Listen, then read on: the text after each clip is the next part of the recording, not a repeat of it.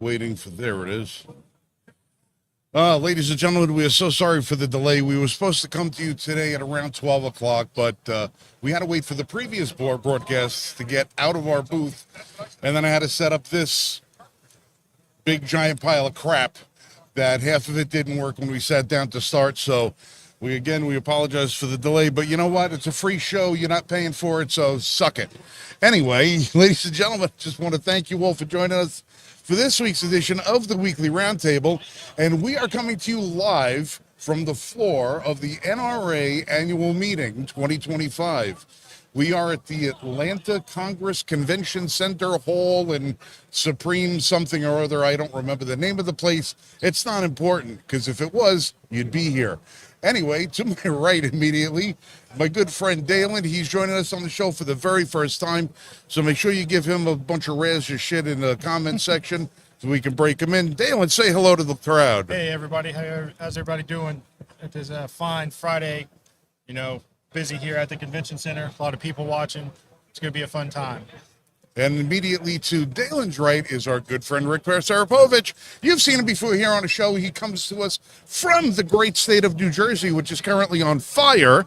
And he's joined us. He escaped to come to North Carolina and now Georgia.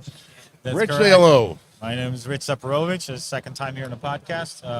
It's an NRA convention this year. Been people watching, a lot of big stars here, and looking forward to the show.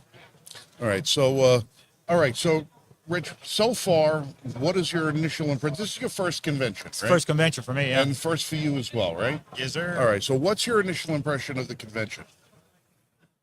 Very well organized. I like the layout of the floor plan, and a lot of vendors here, like some nice setups here, and everything's gonna be pretty organized. Now, in comparison from when we showed up yesterday, and we were setting up in comparison to what it looks like today. Yeah, yesterday was pretty chaotic. There was machines rolling around everywhere, and it looked like a big pile of just stuff everywhere. Now it looks very nice and organized. The whole floor is carpeted. Everything's great. How's it going? It looks very neat. you. So, Dalen, what's your impression of this place so far, with your first experience? Massive. Takes about 15 minutes to walk from one end to the other without stopping, but you're going to stop. A lot of cool booths. Looks like they ripped out a small chunk of their store and put it, or a small part of their facility, put it in the conference hall. So it's pretty impressive for a first time. Now, with you, this being your first time here, did you see anything so far that, walking through you said, all right, got to have it? Everything. I mean, first time with this. I don't own a lot myself, just quite yet. So, the auto ordnance, the 50 cal, that big old 50 cal, that's here. That's pretty sweet. Well, Barrett's here. Beretta, Langdon Tactical. Can't go wrong with them, And they're doing HK stuff now, so pretty sweet. Well, like I said, we this is by far not our first go around. Well, my first go around anyway. But this is the very first time that somebody asked us. They said, "Hey, would you be willing to take your entire studio, transport it 300 miles, and come do a show for 3 days straight, 3 hours at a time?" And we said, "Absolutely. Why not? Who wouldn't want to do that?" Unfortunately, we really didn't recognize the fact that it was going to be such a logistical nightmare. Hey, listen, joining us back from the great state of New York is Michael Vasquez. Vas is on the show. He's a regular here with us. And Vas, thank you for joining us from New York. I'm sorry you couldn't be here in person. Sometimes you can't do everything you want to do. Yeah, it's rough. So unfortunately, Vas, I'm the only one at the table right now with headphones because I had to put the soundboard on the end of the table, and the headphone cables aren't long enough because I ordered ones with 12-foot length, and they came with 4. So the other two guys at the table can't hear what you're saying. So hopefully we can, if you have questions, I can relay them. But No problem. I know exactly how it is. I've been over at CPAC. I've done Seat Freedom Fest. I know how these events go. There's always something that doesn't quite work the way exactly as you expected when you're getting everything set up and when you're going live. This is essentially day one for everyone being live there. So I want to ask everyone there so far. You've had the opening ceremonies. You've gotten to see some of the other booths and other individuals that are there. So let me ask you guys, is this what you expected from the NRA? All right, Vance wants to know if now that you've actually seen it, experienced part of day one, is this what you expected an NRA convention to look like? I don't know what to expect, but this is pretty nice. I like it. All right, is there anything that caught you off guard, or you said, "Hey, I really wasn't expecting to see that"? Kabuta. Well, yeah, That's well, kind of odd. yeah, 75 feet in front of us Yes. at our exact 90 degrees is a 60 by 60 square area of Kubota tractors. So there's front end loaders, bulldozers, all kinds of lawn maintenance equipment and everything else. Yeah, some lawn tractors and stuff. Yeah, Yeah, that was kind of odd, but I can understand it. I guess Yeah. I'm looking at the skid steer myself, thinking to myself how handy that would be around the property. But yeah, so far for me, I think the one thing that I'm a little taken back by the lack of crowd so Right. far this year. This is much different than a SHOT Show type environment. SHOT Show type environment is going to have industry personalities. Everybody in there in the industry is there. You have your buyers, your representatives, your distributors, exhibitors, social media influencers, and all the rest of that stuff. God, I hate that friggin' term influencer. Every time I have to say that, I feel like I shorten my own lifespan by like 3 months. Every time, I swear to God, I hate that word. But at this event, it's very, very calm and subdued. And you have mostly the general public. Well, general public doesn't ever get to go to SHOT Show. You have to be inside the industry to go that. Here, you've got just regular people walking around and just says visitor on their pass. I mean, we all got our magical yellow press pass. This is the magical yellow one. This one gets us early access to the floor because we actually are broadcasting from inside. But whereas everybody else has just got their name on it, says, "Hey, I'm an NRA member. I'm here to see what's going on." So how many people are in the crowd so far? Oh, I couldn't even give you an estimate. I believe they were saying that they were estimating somewhere between 60 and 80,000 people would be walking through this hall over the weekend. That's a good return. Yeah, easily, I'm looking around here. I can see just in the cafeteria section, which is directly behind us, there's probably 300 people just in the cafeteria section having something to eat. There's a second one with even more people. Oh, yeah, there's another second cafeteria that's off the show floor. No. Still on the show It's floor. still There's on the just show floor? two, yes. Oh, I it's didn't- on the other end, and there's lines of people. Yeah, I didn't It's walk down that a far. lot of folks.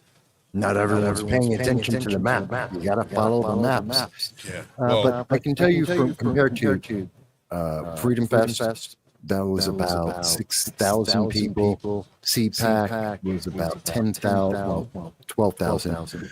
We're at that event. I've done that a couple of years. So if you're telling me you got about 60,000 people coming through, that's bigger than CPAC and Freedom Fest combined. That's a huge crowd. Well, you're talking the NRA. I mean, this is America's Let's go. oldest civil rights group. It's got 1 million members. Oh, that's out.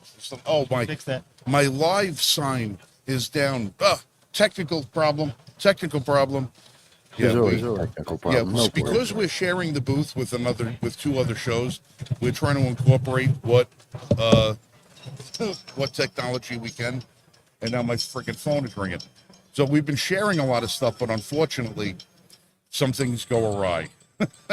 No problem. Hand me that phone so I can let me- throw it at the floor, please. For those of us who are just checking in to see what it's like at the NRA, let me ask. Oh, good. You got two cameras on. I like that. Different angles. I like Yeah, that. you'll- Good. Let me ask. on the opening ceremonies, now usually they have a couple of speakers. For people who aren't familiar with the way this process works at one of these conventions, you'll come down. If you have a booth, if you're part of the media, you get to come in very early, usually about noon. 10 to noon. You get in, you set up all your equipment, you test all your equipment. Well, that takes a couple of hours because everyone's getting all their equipment, the booths are being built up, and you're trying to figure out what's going on.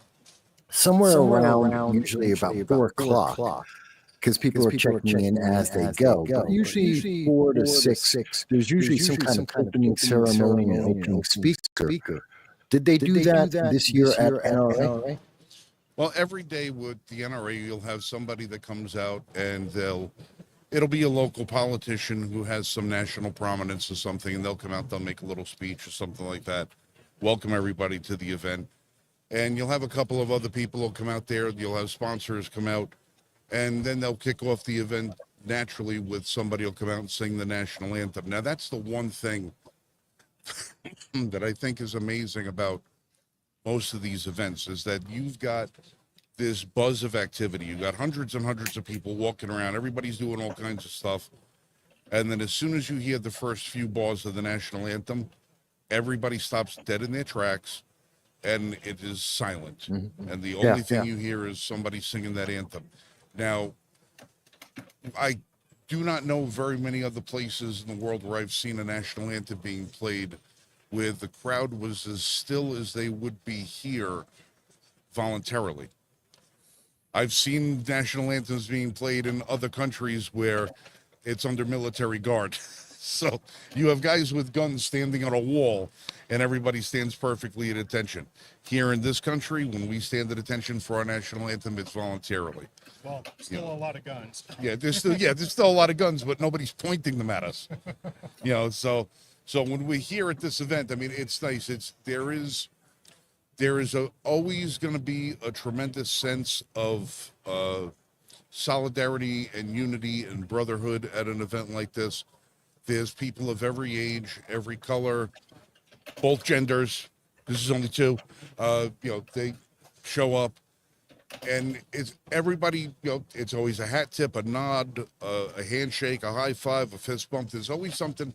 Everybody always comes along when they get to something like this. It's togetherness. It really is.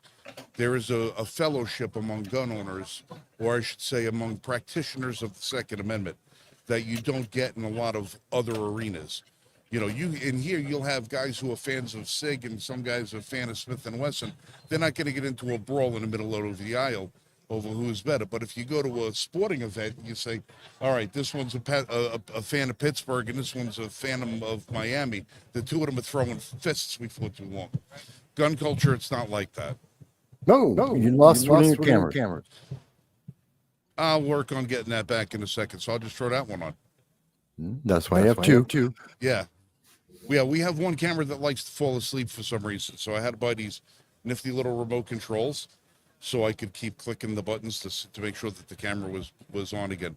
That one, unfortunately, for some reason, decided to go back to sleep. External power supply, but that's internal. Dude, baseball. I showed you what we had to lay out. I know. I have all of that here. It's just not functioning because technology doesn't like me. Unless I could fix it with a hammer, technology doesn't work for me. Yeah, I know how that feels. I know for the audience. Yes, I'm aware there's an echo. It's my voice playing through on. I think that's on your end as well as my end. Well, we're also using a different microphone setup. The guys aren't wearing headphones, so I have to bring the microphones up to a louder degree than I would be just so they could, because they can't hear themselves. I take these off, I can't hear myself at all. Of course. So we're picking up ambient noise from around the hall just because of what's here in front of us. So yes, I know headphones might be a quick fix, and as we explained before, I ordered headphones with 12-foot cables, and we got ones with 4-foot cables, and I can't facilitate pulling that lens out of my ass. So that's where we're stuck, Peace Logic. That's where we are at the moment. There's always something. All right, listen, what do you guys want to jump up? I got somebody who wants to come in right now. I got my friend Johnny who's coming in from a company that I wanted to talk to you guys about and give you guys a heads up. Yeah, Johnny, come on in and grab up a seat. Hey, grab up on the end over there. We also got invited to a party, but I don't think we're going over to that thing. All right. I'm sure you guys have seen somewhere in the advertising world in the Second Amendment community that there are going to be different companies that give you protection in the event that you should ever happen to be required to use your firearm in a self-defense situation. A lot of those companies, they give you some pluses, some minuses, but not a lot of people give you the straight skinny.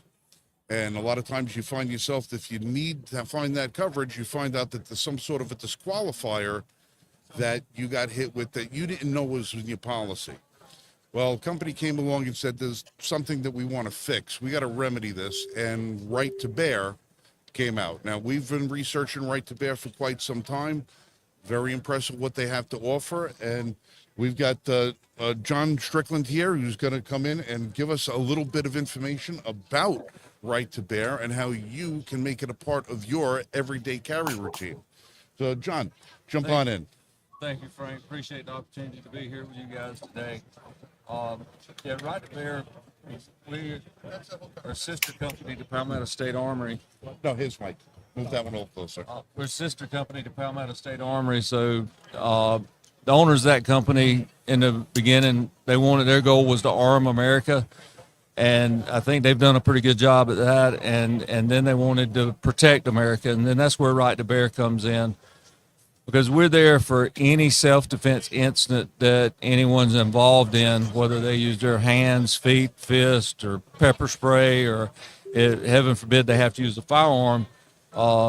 We're there to protect them, because unfortunately we do have a lot of solicitors and prosecutors out there today that's just salivating at the opportunity to prosecute us good, honest, gun-toting Americans. So yeah, that's where we come in that situation. Not only do we provide you the legal defense that you need, we're also going to take care of your expert witnesses. We're going to send you to counseling so you can deal with the PTSD after that incident. And then if a firearm's involved, the police is going to confiscate that firearm. And we realize that some people, they only have one firearm. So if that gets confiscated, then they've got no way to protect their family. So we're going to replace that firearm for them with one like the police confiscated. And then we also cover negligent discharge. Some people want to call it accidental discharge, but it is negligent. So we will cover them and take care of them on the legal side if they ever do have a problem with that. All right, now we know that you guys offer a plan for the individual, but you also have a family plan that covers, more than one person in the family. Yeah, absolutely. We do have, of course, we have add-ons as well. We do the multi-state, the bail bonds, and then the minor child. So if the home does have minor children in the home, we do have a plan that will protect them as well. And then, of course, the spouse being covered or significant other. So you can join as an individual, or if you get on the family plan, it's a much better deal. All right, now, one of the things that John's wife and I, we spoke at length the other day that while they were driving in the car, she was going to be here today herself, but unfortunately, they had a couple of problems where a couple of your agents couldn't make it to where they were needed. So your wife, who's their supervisor, jumped in and said, our clients need somebody to represent them. I'm going to get the job done. So your wife forewent the convention to go service the contracts, to go to make sure that was done. You're not going to find that a lot, but I wanted to throw John a couple of curveballs when we spoke earlier today. And I said, is there anything that you would like me to ask you guys about your product? And then is there anything that you don't want us to ask about? I wasn't doing it for his benefit. I was doing it for mine, and I was doing it for your benefit. when somebody gives me a list of questions that says, don't ask me about this or don't ask me about that, I know it's not something I'm going to be recommended to somebody, because you're going to have something that you're hiding. When I asked John, John said, we're an open book. I ask me any question you want. And that's exactly what we did, what we're going to do. So because of the fact that they came in and they were honest about stuff, there's some companies that we've been involved with in the past that sold us a bill of goods. And when we opened it up and we got to it, it wasn't exactly what we were being sold. And thus far, you guys have been up to and above what you said you're going to do. So that's, to us, that's more important than price tag. But speaking of price tag, how do people get involved with Right to Bear? How much is it going to cost them? Is there any way that they can get a different price than others? Yeah. Anytime that we do work with our facility partners or at conventions, we do offer reduced rates. So, you can sign up online at www.protectwithbear.com. There are some promo codes that you can search out and find facility partners in your area. All you'd have to do is call into our customer service and they could give you some facilities that you could actually go into and sign up there. But a lot of people do like to sign up online. And then one other thing that I would like to mention, whenever you're talking about pricing and price points, back in June, I was asked to become the director of our House of Worship program, which I specifically work with churches across the United States. And we do have a greatly reduced price for those guys because, we are a faith-based company. We don't hide the fact that we are. So we want to do something special for those who serve their houses of worship. So Well, that's definitely something nice to be able to do for people. Now, the one thing that kind of impressed me is something you told me earlier today: carrying in a no firearm zone. Exactly.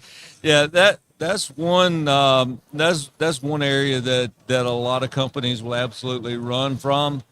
But we're one that if you have a self-defense incident, we want to be there to protect you. So if you happen to be that, now I do not encourage anyone to break the law. You should always follow the laws, but we do get caught in circumstances and beyond our control, and we want to protect those individuals. So, for example, if we did have a member that decided to carry into a movie theater that was properly marked and it was designated a gun-free zone, and they had a self-defense incident, we would absolutely 100% protect you in that self-defense incident part of it.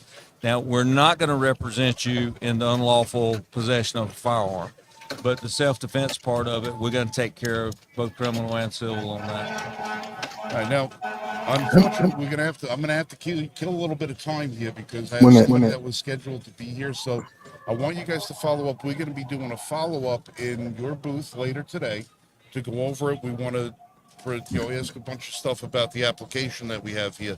Vast has got a question that he wants to ask me. Vast, shoot. all right. So real quick.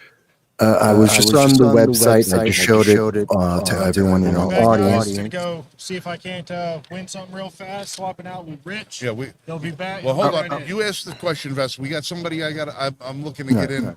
As My question was on a very tight schedule. How are they working in conjunction with the red flag laws, especially with the family planning, taking care of the kids? You know what? That's a question I'm going to ask him when we get over into the booth. And we get him one-on-one. Hold on a second. I'm getting a message from the other side. All right. I saw the message, but yeah, I'm handling 5 different things. All right.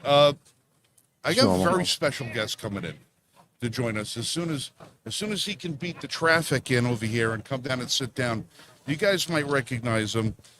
I know I recognize him. Well, actually, I actually had a hard time recognizing him because my good friend. What's that? Video. Yeah. Got one there. Because Oh, hold on. Because even though there's still a lot to love, there's 100 pounds less to love. Ladies and gentlemen, former North Carolina Lieutenant Governor, my good friend, Mark Robinson, is here joining us. Mark, Fantastic. it is Good a to see you, pleasure man. to see you. Great to see you again. Yeah, it's been a long time. Man, I'll tell you, I saw Mark, I saw Yolanda walking through before, and I said, "Oh, Mark's got to be here." I said, I wasn't expecting to see you here on today. Sure. And then Steve said, "Hey, Mark's over there." And I said, "Where?" He says, "Over there." And I said, "Where?" And he goes, "Right there." And I had a look. I said, "Damn, you're looking jacked, brother." Come on now. Yes, sir. No, seriously, you look great. Well, thank you. I I'm super appreciate proud that. of you. Thank you. Yes, sir. It's I made a commitment a couple of years ago to try to lose some weight. I got right at 400 pounds. I was 393 pounds. And it was very difficult being in a size 62 pants, particularly when you get on an airplane and have to sit in a size 40 seat. So Well, you know that it's not your fault. It's the airline's fault. that's right. They need to it's just make the airline- seats yeah. bigger. They I need should to have, I should have sued Uber You or should have. Lyft. I should have Lyft. Yeah, if we could have only got one big enough for you. Those memes were hilarious. I saw everything from can't lift to forklift. Oh man. So what have you been doing with yourself the last couple of months? Well, the last couple of months, immediately after the election, my wife and I, we just took a break, You had spent to. time with family, had a great Christmas, had some great times at the end of the year. Unfortunately, my mother-in-law passed away earlier this year, right after the holidays. But we kind of decompressed, and then we got together, decided what we were going to do. I'm going to start my own podcast, and I'm going to start my own C4. And we're hoping to get that off the ground pretty soon because, there's a lot of work to be done. A lot of these evangelicals out here, a lot of folks that go to church, they're bound and determined not to be involved in politics, and a lot of them don't vote. And it's really making a huge impact on our society as a whole, our country as a whole. So my goal is to try to educate churches on why they should be involved, why they shouldn't back up from politics, and why they should be the head and not the tail when it comes to politics. I think that the most educated people in politics, about politics, should be the people in the church.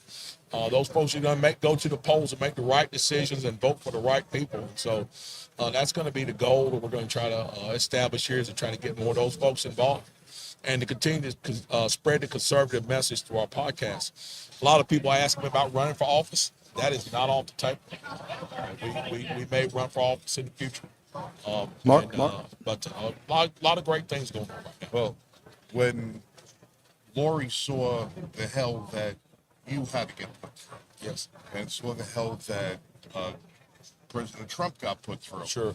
and I asked her about me running, because I have had a couple of people that approached me, and I know some people from your campaign Sure. that I had spoken to Yeah. about me running for office, and she said, "Oh hell no." Yeah, She said, "Oh hell," she goes, "I'm not going to have my family, dragged through everything like that." yeah, And I said, "I just want to run for sheriff. It's not, it's political office, but it's not rock'em sock'em as, Yeah. being a lieutenant governor or governor or senator or something sure, like that." sure. But she still said, no. Yeah, it's And very, she says, "You mean Mark Robinson?" yeah, it's very sad. It's very sad the way we've done politics in this country. It's really, really, really sad the way our political system has become. There's so many things that's wrong with it. So many things wrong. The number one thing that's wrong with it is that, people say politics are dirty. Politics aren't dirty. It's the people that are in it. Yeah. The people who do dirty things. My assertion about politics has always been this, and will continue to be this. If I'm an individual who's looking to vote, and I'm watching the television, and I'm looking at social media, and I'm reading things, if the guy or gal who's talking bad about their opponent 95% of the time and only talking about themselves 5% of the time, that's a clue that they're not going to do anything when they get in office, because they have no plan. A person who has a plan, who has a purpose, and wants to help the people, they're going to spend their time going on television, going on radio, going on social media, talking about what they intend to do for the people. They're not going to waste their time talking bad about their opponent. That's what the American people have got to start looking at again. Well, it's just unfortunately politics has become a soap opera. It sure has. It's become professional wrestling. It sure has. They thirst for the drama. Yes. They all want to find the dirt. They all want to find this, and they start thinking about how can they destroy somebody else's life instead of trying to figure out how they can improve on their own. That's exactly right. And how It's a they can shame. work for the people that they say they're running to serve. I mean, it's a fundamental problem across the board in politics now. We tend to look at politicians, whether they be a lieutenant governor, whether they be a senator or a congressman, or whether it's the president of the United States. And we look at that person and we think, oh, that person's higher than me, they're better than me. Oh, let me hold the door open for you. Oh, thank you, sir. Can I get you a drink of water? That is not how it's supposed to work. No. Those folks are supposed to be citizen servants. They're supposed, and I put it in biblical terms, they're supposed to be foot washers. They're not supposed to be people who are high and mighty and standing over people, lording over people. They're supposed to be servants. They're supposed to act like servants. They're supposed to serve like servants. And it's not happening. Well, you know what I think the turning point was a lot in it? When political leadership started using the word leadership That's exactly right. instead of using the word representative. Representative, servant. Because That's they right. will, every time you listen to the news, political leaders of this party, political leaders Yes. of that party. No, you're representatives. That's right. When they start putting themselves as leader, they forget that we're the ones that lead. They're just there to cast our vote. That's exactly right. And the thing about it is this. People tell me all the time that I inspired them because I was an ordinary person who ran for a high office. Guess who was supposed to be in those offices? Ordinary people. Right, the citizen farmer. That's what we're supposed right. to do it. The people who have walked through the problems that we're supposed to be trying to solve. When you put a guy or a gal in office who's had a silver spoon in their mouth all their lives, do you think that they know what a person is going through job loss and poverty? They don't know what those folks are going through. They don't know how to bring the common sense solutions to those folks that need to be brought to them. That's what makes President Trump such a great guy. President Trump has experienced ups and downs, great successes. He's suffered some losses in his private life, and he's bounced back from them. He understands what it's like to be a working person. Now, I know that sounds odd because he's a quote billionaire, Yeah. but he's not a billionaire just because the money fell out of the sky. It didn't happen by accident. He worked for it, Right. And he understands what hard work means, and that's why he's so good at serving the American people. Well, it's funny because Frank, people talk about the silver spoon and all the rest of that. Now, my wife has got her family has a long and storied history with the Trump family. Sure. There was trucking companies back in Brooklyn and Queens that my wife's family worked for. They knew the Trumps before Trump meant anything. You know, and Lori's father remembers Donald Trump Sr. running around in the garage, you know, a little punk kid, you know, Wow. running around and, you know, causing mayhem and stuff like that. Yeah. So he remembers him going way back when. So, you know, you could tell them stories about Yeah. themselves. These are not the people they're not the Rothschilds, you know. That's right. That's right. These were, Donald Trump has been around cement mixers. That's right. He's floated cement. He has bent rebar. He has sawn wood. His father didn't say, here's the $1 million and let you go. He was like, you're going to learn the industry from all ends of it if you're going to proceed and prosper in the industry. Sure. That's why he understands things Absolutely. the way other people do. Absolutely. You know, the other politicians, I mean, what did Joe Biden ever do other than Be a politician. be a politician That's exactly right. and a lifeguard with little kids bouncing on his lap? That's exactly right, and that is a quintessential problem of our time. It's the fact that we have a political class that knows nothing else except politics. We cannot have that anymore. And if you notice, they are desperate to keep men like us out, women like our wives. They don't want them in that sphere because when we walk into the room, we look at that ridiculous looking budget that's sitting in front of us and we say, there's only $2 billion in the bank. Why are we spending $10 billion? Yeah. That's our first question. What's with the shrimp on the treadmill? That's exactly right. I always laugh because they had Frank. the FDA did a test checking the rate of flow of ketchup. They took all the leading ketchup brands and put it on a 45-degree angle on a plate to see which one ran fastest. So they could write a report on which one ran, not which was the best tasting ketchup, not which one had the best ingredients, not which one was the most, harmful for your health. No, which one ran the fastest? Who gives a shit? Yep, it's pure insanity. It's pure insanity, which leads us back to the quintessential question of our time. The quintessential question of our time is this, and I really believe this, 100% I believe this, is how does someone go to Congress with $2,000 in the bank and end up with $20 million in 6 years? How does that happen on $175,000 a year? If a police officer did that on the job, he'd be investigated, correct? We just had we just had a New York City police officer who was banking out 4 times the amount of overtime than what they were getting in their regular salary. Sure. And when the investigation hit, put the papers in and left. At least had the dignity to quit. Sure. Our politicians, they get caught red-handed, and they just keep right on going and going and going. It's Frank, ridiculous. I have a question. And I was just talking to another guy over there. We were talking about these things, and he said, "Well, let's get back on the Second Amendment." That goes hand in hand with the Second Amendment, because what we're talking about here is we're talking about politicians who get in office. They don't do anything but get rich and get reelected.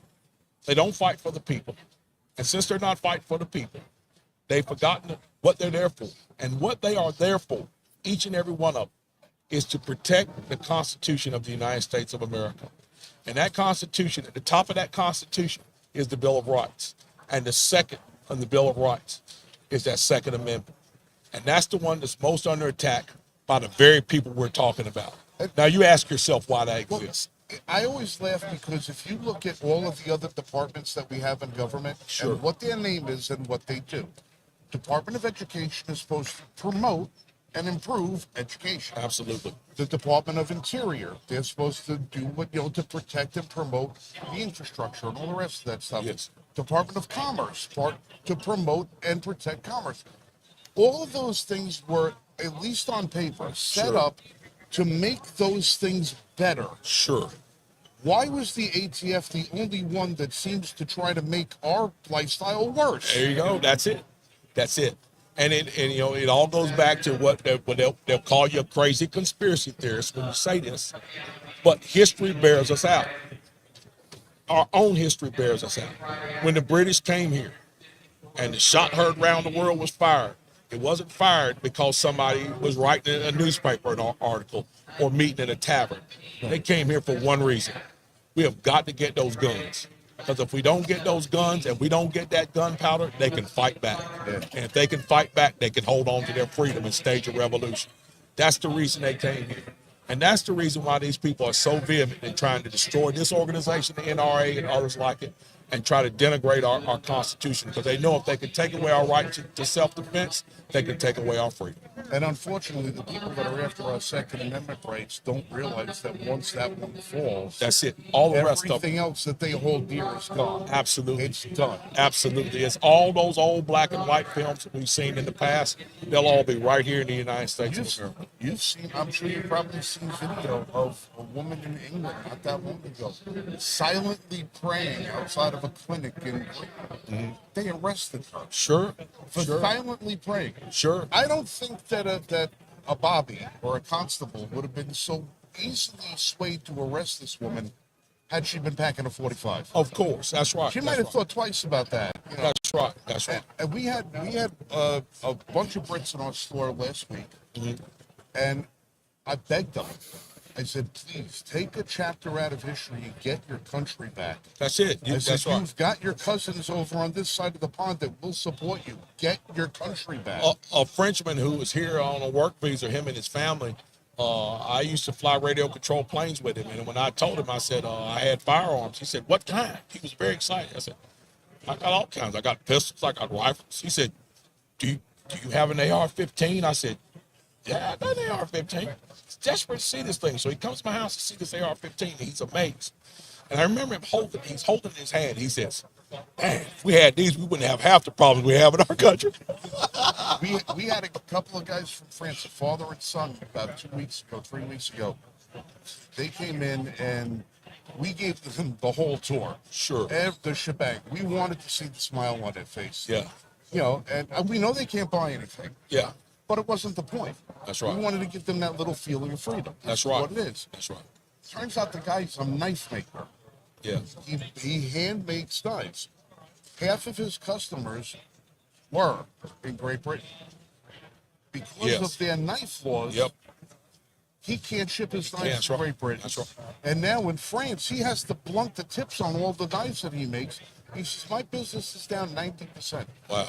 He goes, Very sad. if it weren't that fact that I paid for this trip last year, I wouldn't be able to be here. Very sad. Very sad. You know, we had a conversation about Mexico. A group of us here from the NRA, and we were talking about, you know, the NRA branching out and reaching out to Hispanics, and how that Hispanics are ripe. They really embrace the freedoms that we have here in this country. And somebody mentioned the fact they don't have a Second Amendment in Mexico. There's no Second Amendment in Mexico. There's no Second Amendment. There's one Second gun Amendment store in rights. all of There's Mexico. one gun store. I was sitting there and I was silently thinking to myself, there may not be a Second Amendment, but there are people down there that take part in the Second Amendment. They're called the cartel. They have all the guns and weapons anybody could want. Unfortunately, they don't pay any attention to the law. The people who don't have the right to own the guns and don't partake in any type of firearms are the law-abiding citizens. And guess where they are? They're under the thumb of the government and under the thumb of the cartel. And it shouldn't be that way. That's the way they want it here.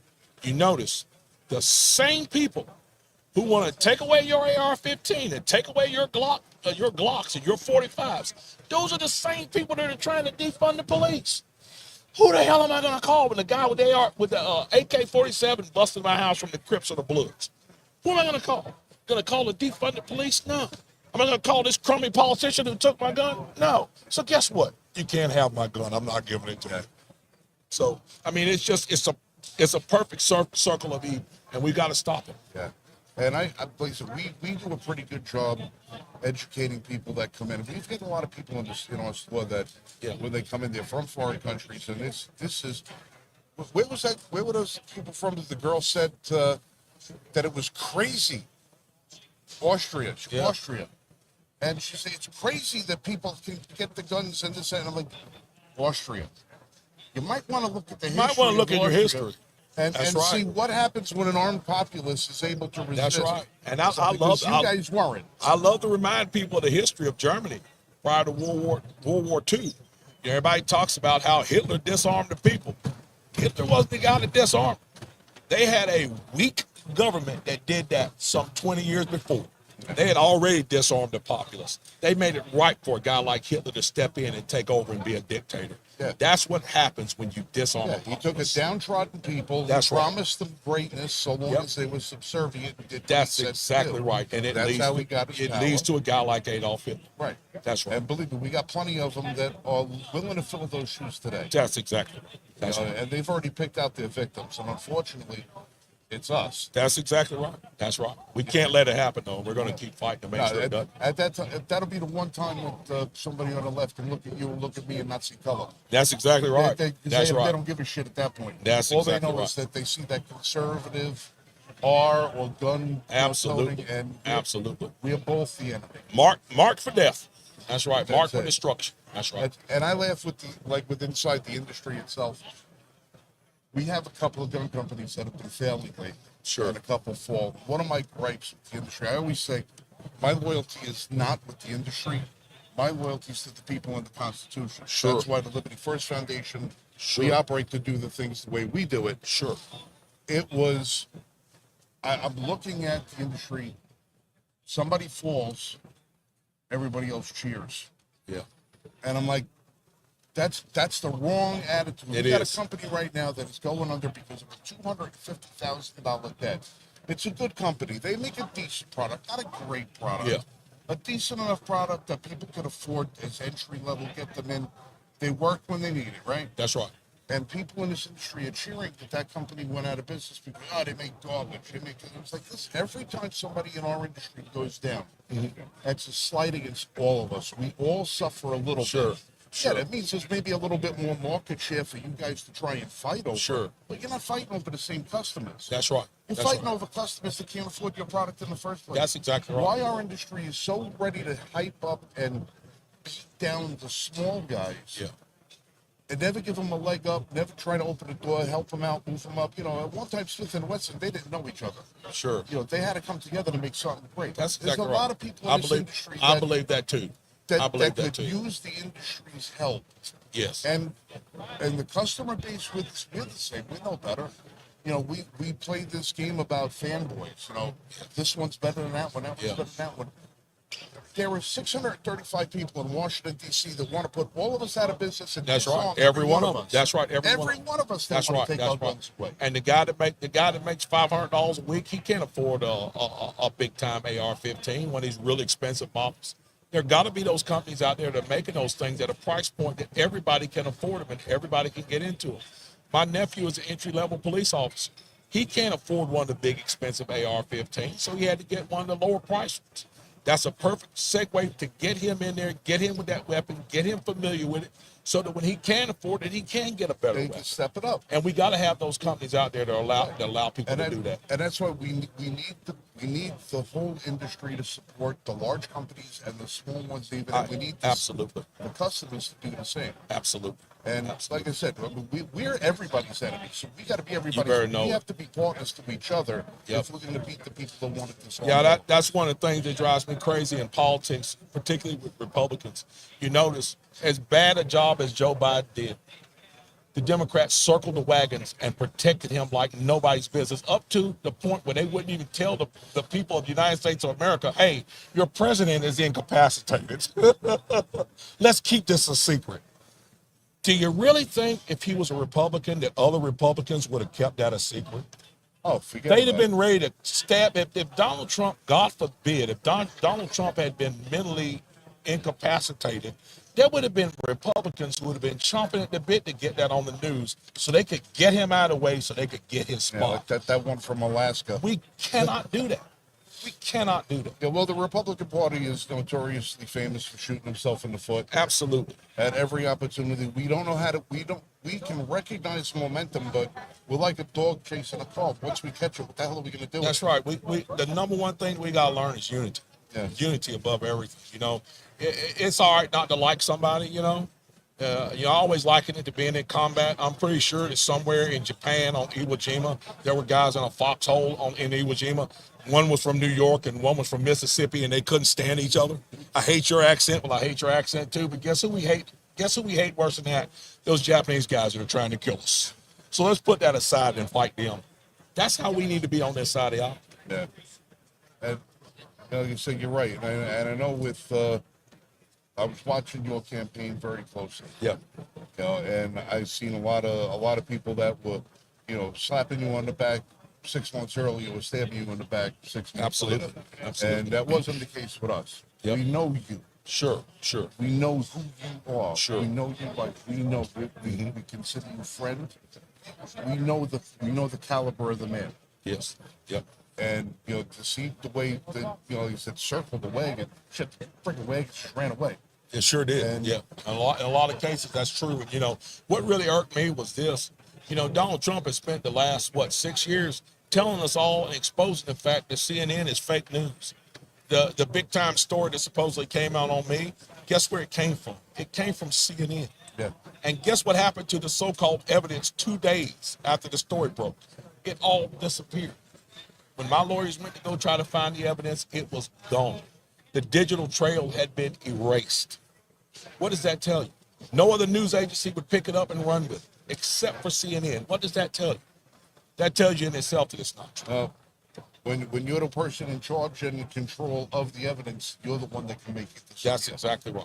That's exactly right. If I sent it to them, they wouldn't be able to do it Absolutely. because I could reproduce it. Absolutely. But we also today we have to be very careful about how we speak. Absolutely. Because we don't need anybody else's litigious bullshit coming into. Oh, you better know. You better know. You've paid enough of a price in the last 8 years. Sure. For Sure. what you've been doing. You've been a champion for us and our organization, or all of our organizations. Sure. You know that we can never repay that debt for you. Just putting yourself in front of that light. Sure. It was huge. Sure. And how far you've run with it. Yep. We gave you the ball, so run. That's it. You knocked the shit out of everybody that you got in front of you. That's We're it. happy That's about it. And we're going to continue to do that because, like I said from the very beginning, if it was just me, and I, and I just being selfish and just looking at myself in the mirror, it was just my wife and I was just looking in the mirror, I'd say, this is not working. But I look around and I have children. Not only do I have children, I have grandchildren. Not only do I have children, I have grandchildren. I have friends who have young children, and I have other friends that have grandchildren. What kind of world am I going to leave to them? Am I going to be the kind of person that says, I'm afraid. I don't want to go out here and get hit in the face. I don't want to go out here and get my name smeared. I'm going to go hide in a hole and just hope that everything is okay. Am I going to be the kind of person who would be like the men that stood up on Bunker Hill? Am I going to be like them? Those farmers that stood up there and faced the most powerful army in the world barefoot. They stood up there, a lot of them barefoot, to face the most powerful army in the world. And because they did it, they gave us the country that we have now and the freedoms that we have. That's the person that I want to be. I don't want to be the coward that sits in back and just hopes and prays that everything will be okay. I want to be the guy that actually goes out there and makes a difference. I have several questions. Who's asking that? Oh, wait a second. You're off the screen. Of course I am. All right. You guys were talking. I'm gonna have to relay questions on a headset for you. Okay. This is Michael Vasquez. I know you know Vaz. Vaz has Yes. interviewed you several times in the past. Vaz, shoot, I will relay the questions. Okay, first question. What is the name of the podcast that Mark is looking to do? What when you launch your podcast, what's the name of it going to be, or is it as of yet undetermined? Undetermined. All right, so it's undetermined as of yet. Okay. Mark also mentioned he's looking to run for Congress. Oh, excuse me, run for an elected office. Right. Is that state, federal? What office is he looking at? All right. Vaz wants to know, he says, since you've hinted around the idea of you running for another political office, are you looking at state or federal? We've looked at both, and like I said, absolutely nothing is off the table because I've said from the very beginning, the thing that I've always wanted to do is serve in a place where I think I'll have the most impact. So wherever God leads us, or wherever we can have the most impact, that's what we're going to do. All right. So does that answer that question, Vaz? Kinda. He's learned a little bit about the political ropes. That answers the That's question. timing. Timing is everything. Yeah, timing. Is he still going to be going as a Republican or independent? Republican or independent? Republican. I'm still a Republican. Staunch Republican. Still a staunch Republican. I'm trying to drag this party kicking and screaming back to the place where it should be. Absolutely. Okay. And does he continue to support, and I assume that the answer is yes, but does he continue to support stopping the red flag laws from coming to North Carolina? Vaz would like to know, are you still a opponent of the red flag laws in North Carolina? Yes. Red flag laws are called red flag laws because communists made them. That is as direct an answer to that question as I think you're going to find. There's much better ways of policing than red flag laws. Much better ways. All right, now, well, getting back to that, I mean, all right, I've been a vocal critic of Donald Trump, right? Because I criticize everybody when it needs to be, right? When he was in his first administration, there were two things that I was really upset about. And one was the statement where it was him and Pam Bondi sitting in the White House office over there and said something about, they were talking about the red flag laws because Pam Bondi is a supporter of them for Florida. And Trump said, well, I like that. You take the guns first, due process can come later. I got chilled to the bone hearing a Republican president say that. Yeah. I about lost my brain in the house. I was screaming at the television. Yes. And my wife, I've always been the one, ready to nitpick and attack and say, no, you don't say stuff. You don't believe like that, Yes. She was a little bit more calm about it. But then we had the instance where a guy went into his office building that he worked at with two firearms, and he shot a bunch of people. And one of the firearms in his possession was a Colt 1911 45 that had a suppressor fit to it. this was the same time that the hearings, the Hearing Act was working its way through Capitol Hill, and he said, "I don't like silencers." Now that statement by him essentially killed that act, to get that. Now, I don't know how much input he has, or how, because I know he's changed some things by learning about how he got burned the first time, by certain people that he got burned the first time. Do you think he'd be more or less inclined to listen to somebody like you or somebody like me this time around about the dangers of the red flag laws and what that means long term to people? I do, because, the thing about the whole thing with red flag laws is this. You take a look. Where else have you ever seen somebody's constitutional rights get pushed aside for any reason? I can tell you case after case after case after case where they knew an individual was dangerous, where they had a history of being dangerous, where they have been convicted of crimes like rape, like sexual assault, like assault on a child, or child molestation. And that person's constitutional rights are still paramount. They still allow that person to roam the streets. They still allow that person to be free. Their constitutional rights are always paramount. Even over the victim's rights, their constitutional rights are paramount. Why is it different with a firearm? Why is it different when it comes to a firearm? It should be different when it comes to a firearm. The bottom line is this: red flag laws are an easy way out for lazy politicians who don't want to work with police to come up with inventive ways to try to fight crime. That's the bottom line. It's the bottom line. So, And I hear things like with this Kilmar guy that they deported to El Salvador. Or Yes. Abrego Garcia. Yeah. And we've got all of these Democrat senators and representatives all flying down there. Yes. To go over there. And they're all speaking about his constitutional, rights, his constitutional. And I think to myself, okay, listen, if that guy came into my gun store, could you buy a gun? Of course not. Why? He's not an American citizen. He's Right. in the country illegally. Okay, so if we're not affording him his Second Amendment rights, why are you affording him all the other rights? Exactly. And here's an even bigger question. You look at many of the same senators and Congress people who are bound and determined to help this MS-13 gang member who is illegally here to try to get them their constitutional rights. Where were they fighting for the rights of the folks who were being held unconstitutionally for the incident on January 6th? Many of those people's constitutional rights have been violated time and time and time again, and not one of those people were willing to speak up for them. It's only okay to violate somebody's rights if they're the right people to violate. Absolutely. It's all about what letter is in front of your name. Well, what did they say in that thing of all animals are equal except some are more equal than others? That's exactly right.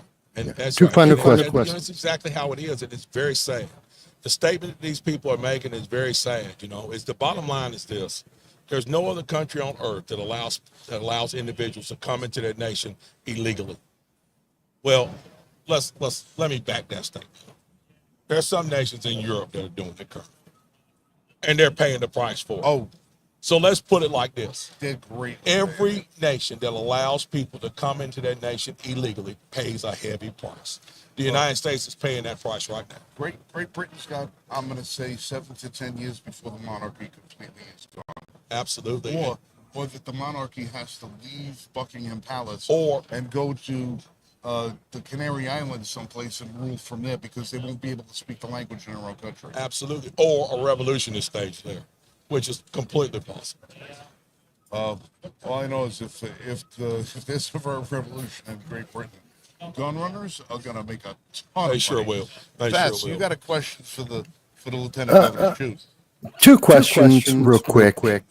The first one would be, does he have any words of encouragement to someone who is looking to run for an elected office because his experience? Second question would be, what is his goal? there at NRA during this convention. All right. Vass wants to know if you have any independent words of encouragement for somebody who's looking to venture off into a political career, something that'll keep them invigorated and hopeful that they could actually accomplish something. And then second, your being here, is other than you looking to eventually promote the podcast and bringing people together and stuff like that, do you have any other reasons, any other goals that you'd like to accomplish while you're here at NRA? Okay, so the first question would be the number one reason why I think you should be encouraged to run in running for office is this. Just take a look back in history and see all the people that have sacrificed to get us to where we are and give us our freedoms. No matter what it is, whether it's the Second Amendment, the First Amendment, the entire Constitution, however you want to look at it, none of it would have been established without sacrifice. And none of it would continue to be secure without sacrifice. Is it a sacrifice to run for office? Absolutely. But it's worth it because win, lose, or draw, that sacrifice goes in to making sure that our Constitution is protected and fighting to make sure that our Constitution is protected. So anybody who's thinking about running for office should always be encouraged to know that you're doing it for the right reason, and the reason you're doing it is to protect our Constitution and the state, nation, or city that you live in. So be encouraged by that. The second part of the reason why I'm here, of course, I'm an NRA board member, and I'm bound and determined to see this organization spring back from its recent troubles. This organization is the premier gun rights organization. It's the oldest civil rights organization in the nation.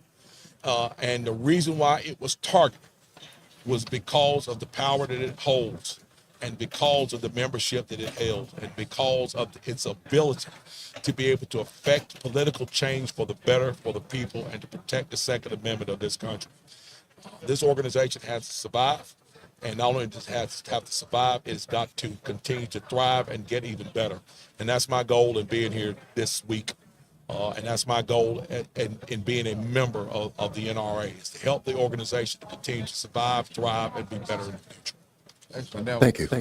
as an example, thank you. Love that answer. As an example of what's new with NRA is what we're doing here. Sure. This is the first time in history that the NRA has said, let's grab a bunch of podcasters from the Second Amendment community, stick them all in the corner, and let's see what happens. And I know we had an hour and a half worth of technical difficulties that we had to get through this morning. That's why I'm soaking wet. Oh, that's all right. That's all right. Man, I was stressed out. But we've got 16 booths set up over here. Everybody's got a podcast. Yep. And, yourself, other people that have been coming out. We see friends passing by and they're like waving and we're like, oh, you're coming to sit down. Don't worry, you're coming to sit down. Yeah. This is something that they've never done, is have voices from the NRA meeting showing up here, coming and being able to speak directly to our own audiences. Because a lot of people who don't come to this thing would never get an inside view of it. That's right. This is the backdoor view of everything that's going to happen. That's right. That's right. And having you show up and having you come on, you've always been a blessing to us. Well, thank you. We appreciate that. You've always been such a great friend to us, coming on whenever we needed you to do so.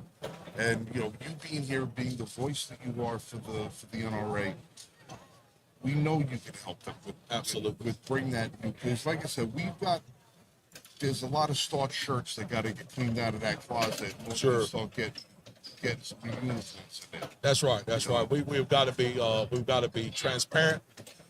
We've got to do a lot of transformation. We've got to do a lot of new things. And we've got to, like I said, gain the trust of our membership back. And I think we're doing that in great strides. But it's going to be tough. It's going to be tough. Well, one of the things I really hope that NRA is able to accomplish, which is something that they really didn't do a great job at in the future, like our organization, Liberty First Foundation, we do so much work that nobody ever knows about because we were never designed to be known about. Sure. We were designed to say, we don't care who does good work so long as it gets done. Yep. It doesn't matter who gets the credit for it. That's right. But a lot of times our smaller organizations, we don't ever have an opportunity to get a foot in the door with someone at NRA that we say, hey, listen, we've got a little program that we're trying to have in our community. Would you help us sponsor it? Will you help underwrite it? Will you help be a Sure. partner with it? Yep. Give it a look-see and work with a lot of the smaller. If you guys can work with a lot of the smaller organizations, we've got members that say they would never become a member of NRA Yep. because of some of the history, That's right. That's right. That's right. but they're loyal with us. Yes. Yeah. And we're purists. We're two-way purists. I mean, Yes. we are the ones that are out there that are fighting and saying, no, we want everybody to be able to buy a full auto cannon and do whatever the hell you want to do because Sure. it's America. Sure. You know, not everybody might be of that same ilk, Sure. but you have to have the extreme two-way point of view voice if you ever expect to even have the moderate two-way voice be heard. Yeah. We've got to be that buffer. We're the one doing the bulwark. Sure. So we hope that, you know, with your voice, help lend a hand to some of the smaller organizations, partner with us, so we can bring our members to your fold, sort of bridge those gaps.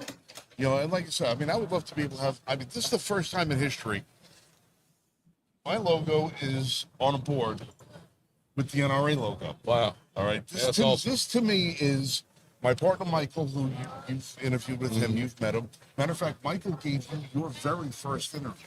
Is that right? Michael, my partner. Yeah. We were the first people ever interviewed you after you spoke in Greenville. We were the very first Yeah. ones. We spoke together. We said, I told Mike, you got to see this guy's speech. Yeah. And that's when we reached out. We got to you. But like I said, it's the first time we were ever on the stage. Yep. Now we've been working with GOA before, but sure, worked with NRA. That's Grandpa. You know, it's Grandpa's in the room. You know, That's so right. You got to show That's right. the first little respect there. That's right. But to have us, we are very grateful for the opportunity that they gave us to be here. We're going to use it to our full benefit. But like I said, we are very impressed that Amanda Suffolk was able to Yep. put this together. She did Yep. a great job. She did. She did a fantastic job. Only next time, no sharing of the booths. I can't. That's set right. Up, I can't set up 3 times a day. That's right. That's right. That's right. All right, listen. I know you got a lot to do. Yes, sir. I know your wife's probably waiting for you both because we're going to tune their ear off a little bit. Yep. But listen, before you guys, are you guys heading home Sunday? No, we've got to be here Monday. We'll be here until Monday. Oh, all right. Yep. Well, sometime between then and now, let's all hook up and grab a white tea. Yeah, or at least get a drink. Absolutely. There you go. I That's could, I right. could use one of them. You better know it. I haven't taken my gun off in 28 years because I don't drink. But Is that right? I would make an exception for that. Hey, you got it, man. You Ladies got and gentlemen, it. It's been great talking to you. my good friend Mark Robinson. Thank you. Let's all show him some love. And like I said, as soon as your podcast comes on, you let me know what it is. Yep.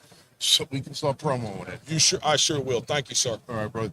Get going. You got it, Give man. My wife, Thank give you, man. Yolanda my love. Tell her I got give her a kiss hello, but goodbye. But I got to sit here. Thank you.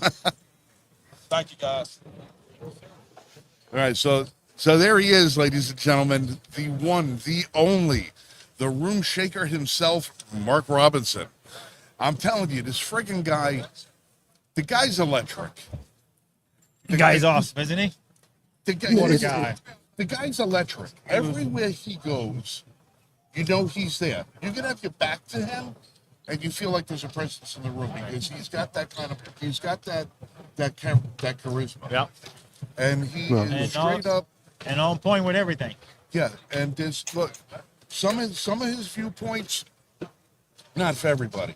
All right. Right. He is a real, fire and brimstone kind of religious person. Not a lot of people go in for that. But you got to understand that his views all stem from that. Right. Yeah, And but if you don't have that kind of conviction, you cannot be a convicted moderate. Right. You can't have a moderate conviction with something. You know, All or nothing. you've got to pick a side, one way or another. Because if you're a moderate, you can go to the left, you can go to the right, you can be swayed depending upon which way the wind blows. But when you have your convictions, that conviction is going to guide you in everything else that you do.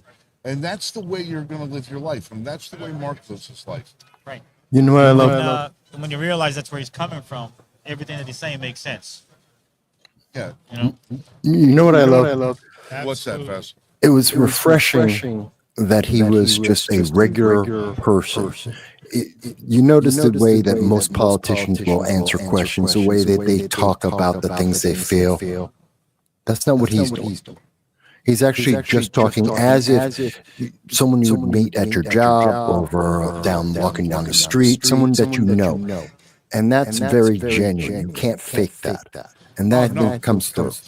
No, there's no way that he can fake who he is. Like, the first time we met Mark, like 8 years ago, we were at the Wildlife Club, and it was right after he had first given that speech that he gave in Greenville.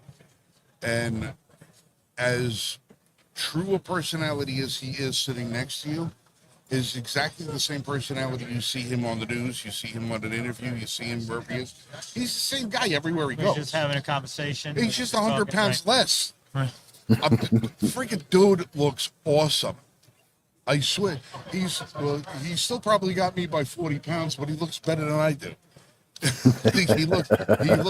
No, I'm so proud of him, because I spoke to him the last time about it, and I said, listen, I says, I'm a little girthy myself. I said, but you're gonna have to, catch up a little bit, because I remember he was having a little trouble labor breathing. There was a lot of weight he was carrying around with him. But man, he looks fantastic. I'm so proud of him. His wife has been very supportive of that too. Yeah. Making sure she's saying, make sure I eat right and doing what I got to do. Right. Also, to have somebody keep you held accountable. Yeah, it's important, but yeah, with him on the board of NRA, with some of the newest blood that's come into the NRA, and some of that are going to be running, for the board over this weekend, the NRA does have a really good opportunity to turn over a new leaf. I mean, Hickok 45 was here earlier, and Hickok 45, who's been a lifelong NRA member, huge advocate for them, never sponsored or anything else like that, was always advocating for NRA membership. Please become a member. We need your support. A year and a half ago, he cut all ties with NRA. He says, I can't in clear conscience be a part of this organization anymore. And he cut ties with them. When you get the biggest firearm YouTuber of all time says, I don't want anything to do with your organization, you've gone too far asunder, and you need to have a reckoning. And prior to that, he promoted the NRA in basically every single video that he put out. Every single one. So and he was legit. He was behind him 100%. Yeah, it wasn't like an end of video promotion. It wasn't a beginning of it. No, it was like, oh, by the way, while I'm hitting the gong 400 yards away, I'm going to talk to you about the NRA. Correct. And he worked it into the program. His son, John, same thing. Right. John was a big advocate. For both of those guys to walk away from NRA, and to have him here on the show floor, and by the way, Hickok 45 will be joining us this weekend at some point. He'll be here on the show. I met him for the first time today. It was an honor to shake his hand and exchange a few words with him. All right, honestly, were you surprised at how tall he is? Yes, and then I saw you next to him, and I'm like, he's actually even taller than Frank. That makes him very tall. Over me.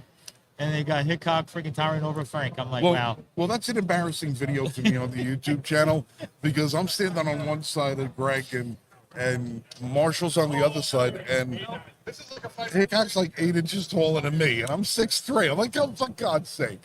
Yeah. I felt small, and I'm 300 pounds. I don't ever feel small. He's a big guy. His hands, he shook my hand, and it was like, took almost my whole entire arm. Yeah, that was awesome.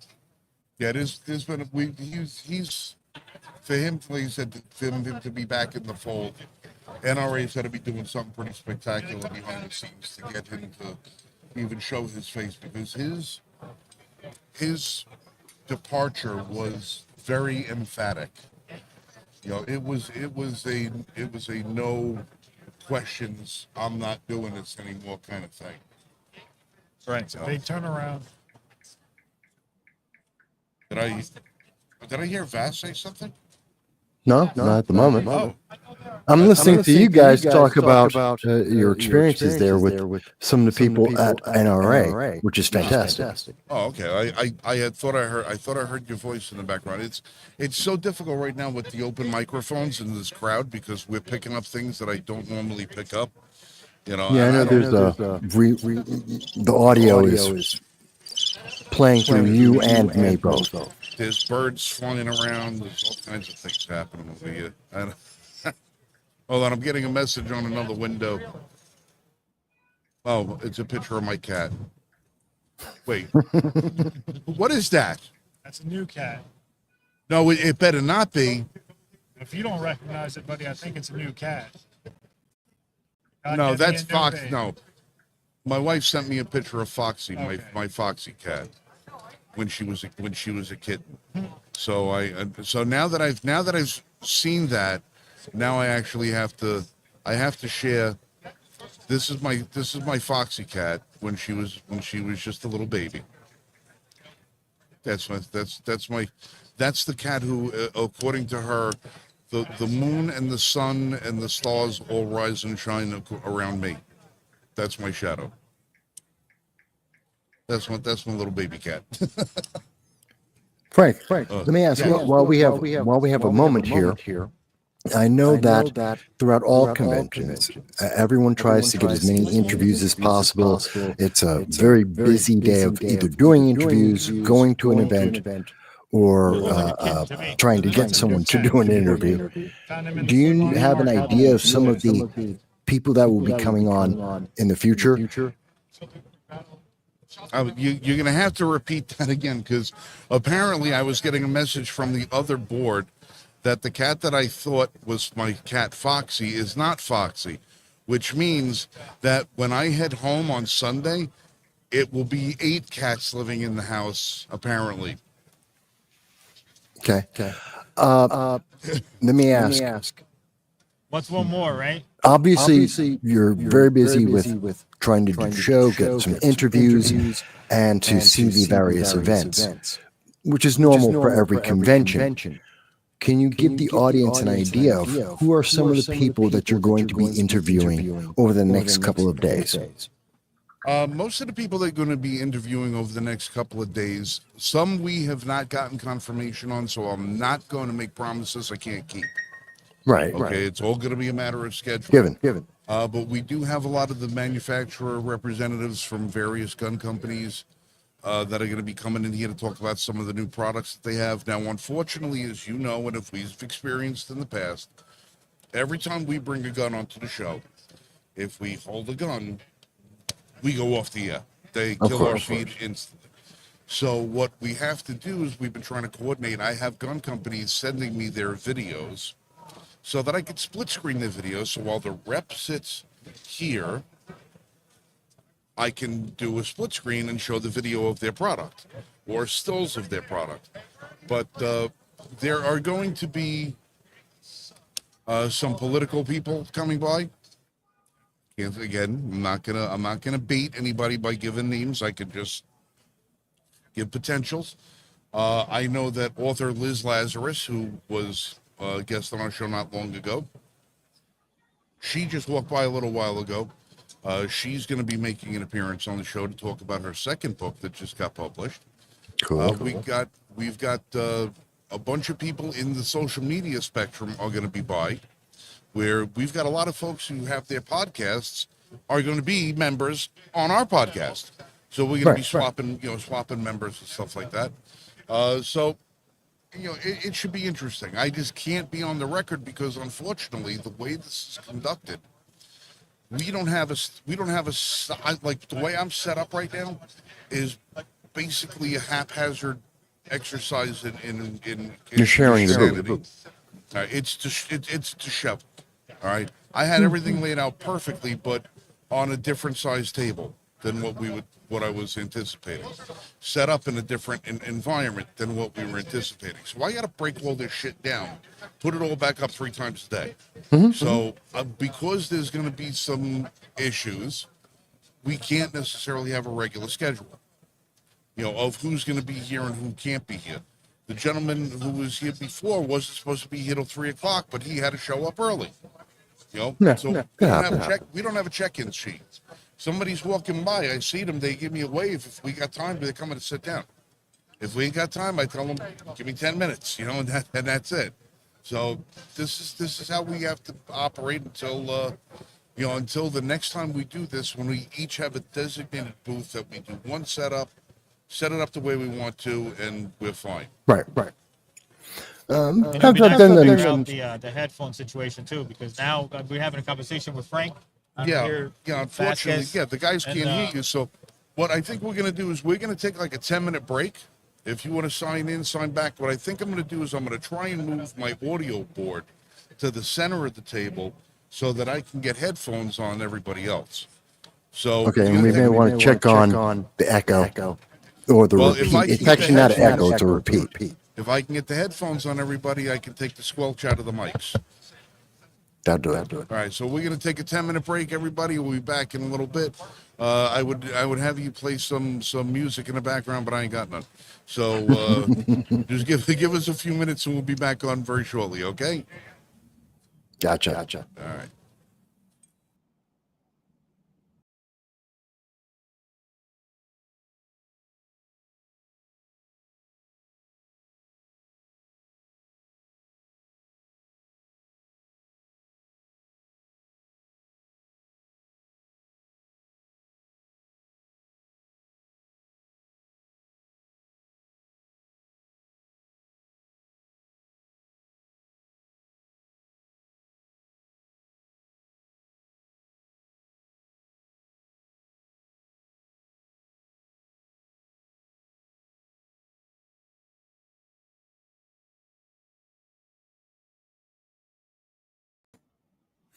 By the way, folks, if you're wondering if you just jumped in, just to let you know, this is the Liberty First Foundation over at the NRA Annual Meeting. And we have live coverage from the actual, why am I missing the word? From the floor of the convention at this moment with Frank Johnson of the Liberty First Foundation. He's set up right now, and he's taking a moment to redo some of the equipment to try and improve the sound quality for everyone, to be able to better have a conversation between the guests in the booth and with you, the audience, so that you can see and ask questions and to have feedback, both with whomever's doing an interview and who's actually at the booth at the moment. We just had Mark Robinson, the former lieutenant governor of North Carolina. He was talking about his future goals that would include his potential of running for another elected office, possibly state level, possibly federal level. That's yet to be decided, yet to be disclosed. He's also looking to very likely go into the realm of YouTube and social media, possibly having a podcast of his own, name not yet determined, but we'll keep an eye on that and we'll let you know about that as that goes forward. Obviously, with every convention, I've done CPAC, I've been at Freedom Fest, I've done this for a couple of years. Frank is having his first experience of dealing with a convention on the floor as media. It's a wonderful experience, but it is chaotic. It's something that a lot of people don't realize. If you're going to a convention, it seems great for the guests. For those of us who are in the media, who are doing the interviews, a lot more chaotic, a lot more things that are changing and moving around. So we're trying to do our best to provide you the most coverage. Now, if you're wondering, I'm actually remotely, I'm still in the Bronx, New York at this moment, and I am joining in with my associates, Frank Johnson, the Liberty First Foundation, for the NRA. As you may have noticed, I was involved with Mark Robinson as he was doing the interview primarily with Frank Johnson. We know there's a slight issue with echo from the NRA event. We apologize for that. We're trying to do our best to work that through. But we are looking forward to the event coming back, and I think Frank's working right now on moving the cameras around, moving some of the audio around. So we're going to be back and forth. Now, this is not just today's coverage. We have coverage for today, Saturday, and I believe Sunday will be the closing of the coverage, the end of the NRA annual meeting. We expect to have, as you were just hearing from Frank Johnson, there's at least one author that will be joining to be speaking. We're going to be hearing from possibly several elected officials.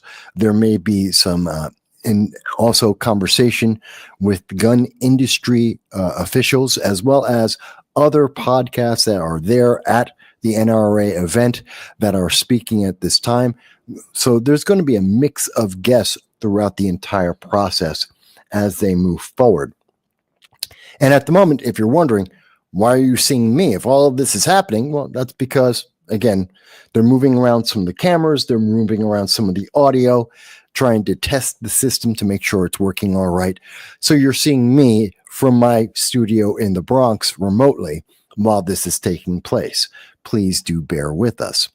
But I think it was very interesting when we were talking with Mark Robinson and his thoughts about the Second Amendment, his thoughts about the red flag laws. But I also thought it was very interesting what he was saying, because he was very human. You know, very often politicians, individuals who've run and been in an elected office, they're not very human anymore. They tend to have those canned answers to many questions that you might ask them.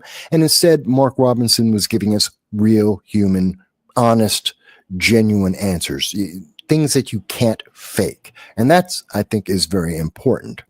I also thought it was very important what he said about why he has run, why he is at the NRA event, why he may run again, in his words to those in the future, that it is about service. It is about the oath of office, to serve the constituents, to serve the people, to follow the Constitution, and to provide the best service under the Constitution to your constituents that you can, to have that conviction, that assurity that you are doing the best you can for those around you, for those who voted you into office.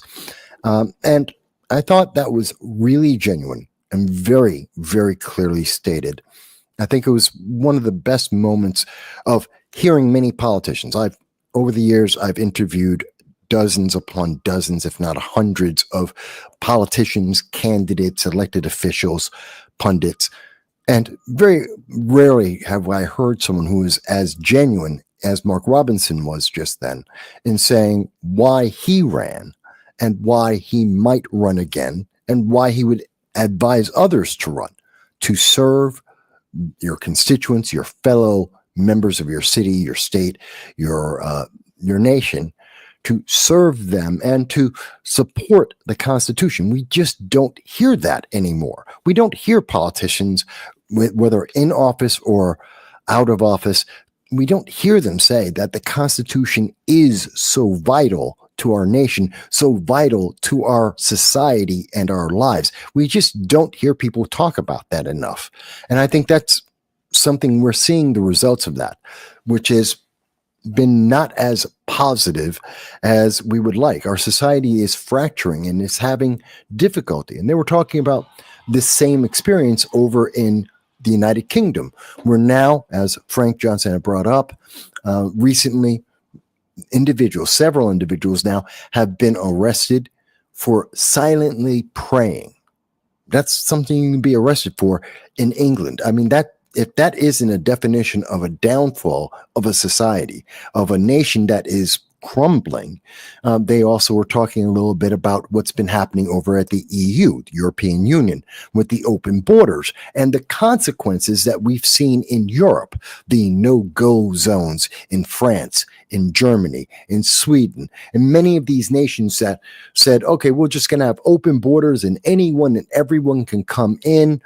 And because there is no qualification of who's come in, some of those who've come in are problems. I mean, think about it. If only 1% are an issue, even 0.5% are an issue, you're talking about hundreds of thousands of people. Looking at the United States, 8 million people came in through the 4 years of the Biden-Harris administration. At least 8 million individuals illegally entered America. And if only 1% of those individuals came in, you're talking about, 800,000 potentially dangerous criminals entering into the United States. Even if that was half that, 400,000, even if it were only 80,000, which is ridiculously small numbers, but You're talking about enough people to fill a mid-size city in much of the United States. 80,000 potential criminals. And that's what Europe has experienced. And that's something that Mark Robinson, in speaking in the interview with Frank Johnson and myself, well, that's what he shared with us. That's something we have to think about. And that's why the Constitution is made in the way it was. That's why service is about serving the people first and foremost, to prevent those potential dangers, to take into consideration the consequences of the laws and the actions that some politicians want to take, and of course, when they do take them. I know Frank is still working on some of the equipment there, so I'm just, again, filling some time until we can get back onto the convention floor. And I know there are several events that are ongoing. I know Frank's going to be covering several events throughout the next several days. We're going to be back and forth. And for those who don't know, the reason why we don't have a firm schedule, schedules change a lot in conventions. That's because of technology, because of individuals. Someone you're going to interview, their schedule may change at the last minute, so they're changing the time that they need to do the interview with you. Someone is walking by and you just have an interview of opportunity that will come to you. So it's a little sporadic in that case. Frank is being very kind in not mentioning potential interviews. There are several that he plans to have. He doesn't want to give away the names. A little bit of suspense there. So we'll see how that works out. But I think this is really nice. I mean, this is the first time that we've seen the NRA really open up, like we've seen over at CPAC, like we've seen at Freedom Fest, where much of the independent media, the independent news, are able to partake, to be part of this process, to open up the NRA a little bit more to the general public, to give us a look inside the inner workings and what's going on there. Earlier, I was speaking with Frank, and it's expected that some 60,000 people will be involved and interacting during the NRA convention, the annual meeting. That's huge. Just to give some perspective, I've been at CPAC in 2019 and 2020 doing live coverage there with Donald Trump speaking both times.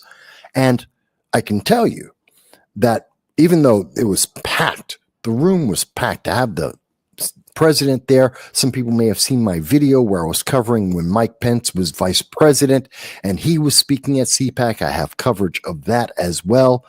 That's when that guy with the movie did his little stunt. I caught that live. I was there live as that was happening. I can tell you that CPAC has about 16,000 people that'll attend that event. I've been at Freedom Fest. We had about 6,000 to 8,000 people live there. So 60,000 people attending at the NRA. That is a huge number. That is a wide, huge audience. And I think that's pretty impressive. It tells you, and actually I'm not surprised by that, considering the fact that there are some 160 million gun owners in America. There are 160 million people. 1 out of 2 people in America own at least one firearm.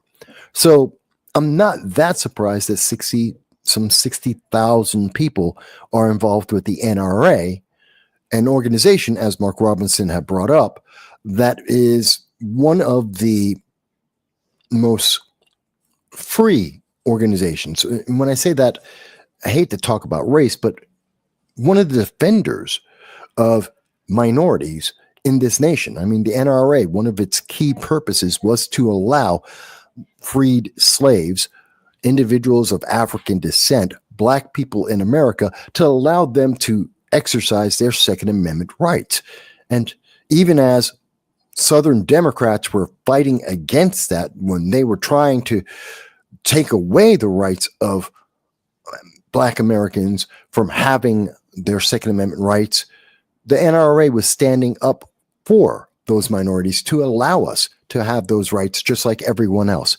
And that's something that doesn't get spoken about often enough, especially as the mainstream media, many of the Democrats and the progressives want to attack the NRA. They want to attack the Second Amendment, and yet they don't address the history that goes along with the NRA and why it's been one of the premier defenders of Americans of all types, women, minorities, all Americans.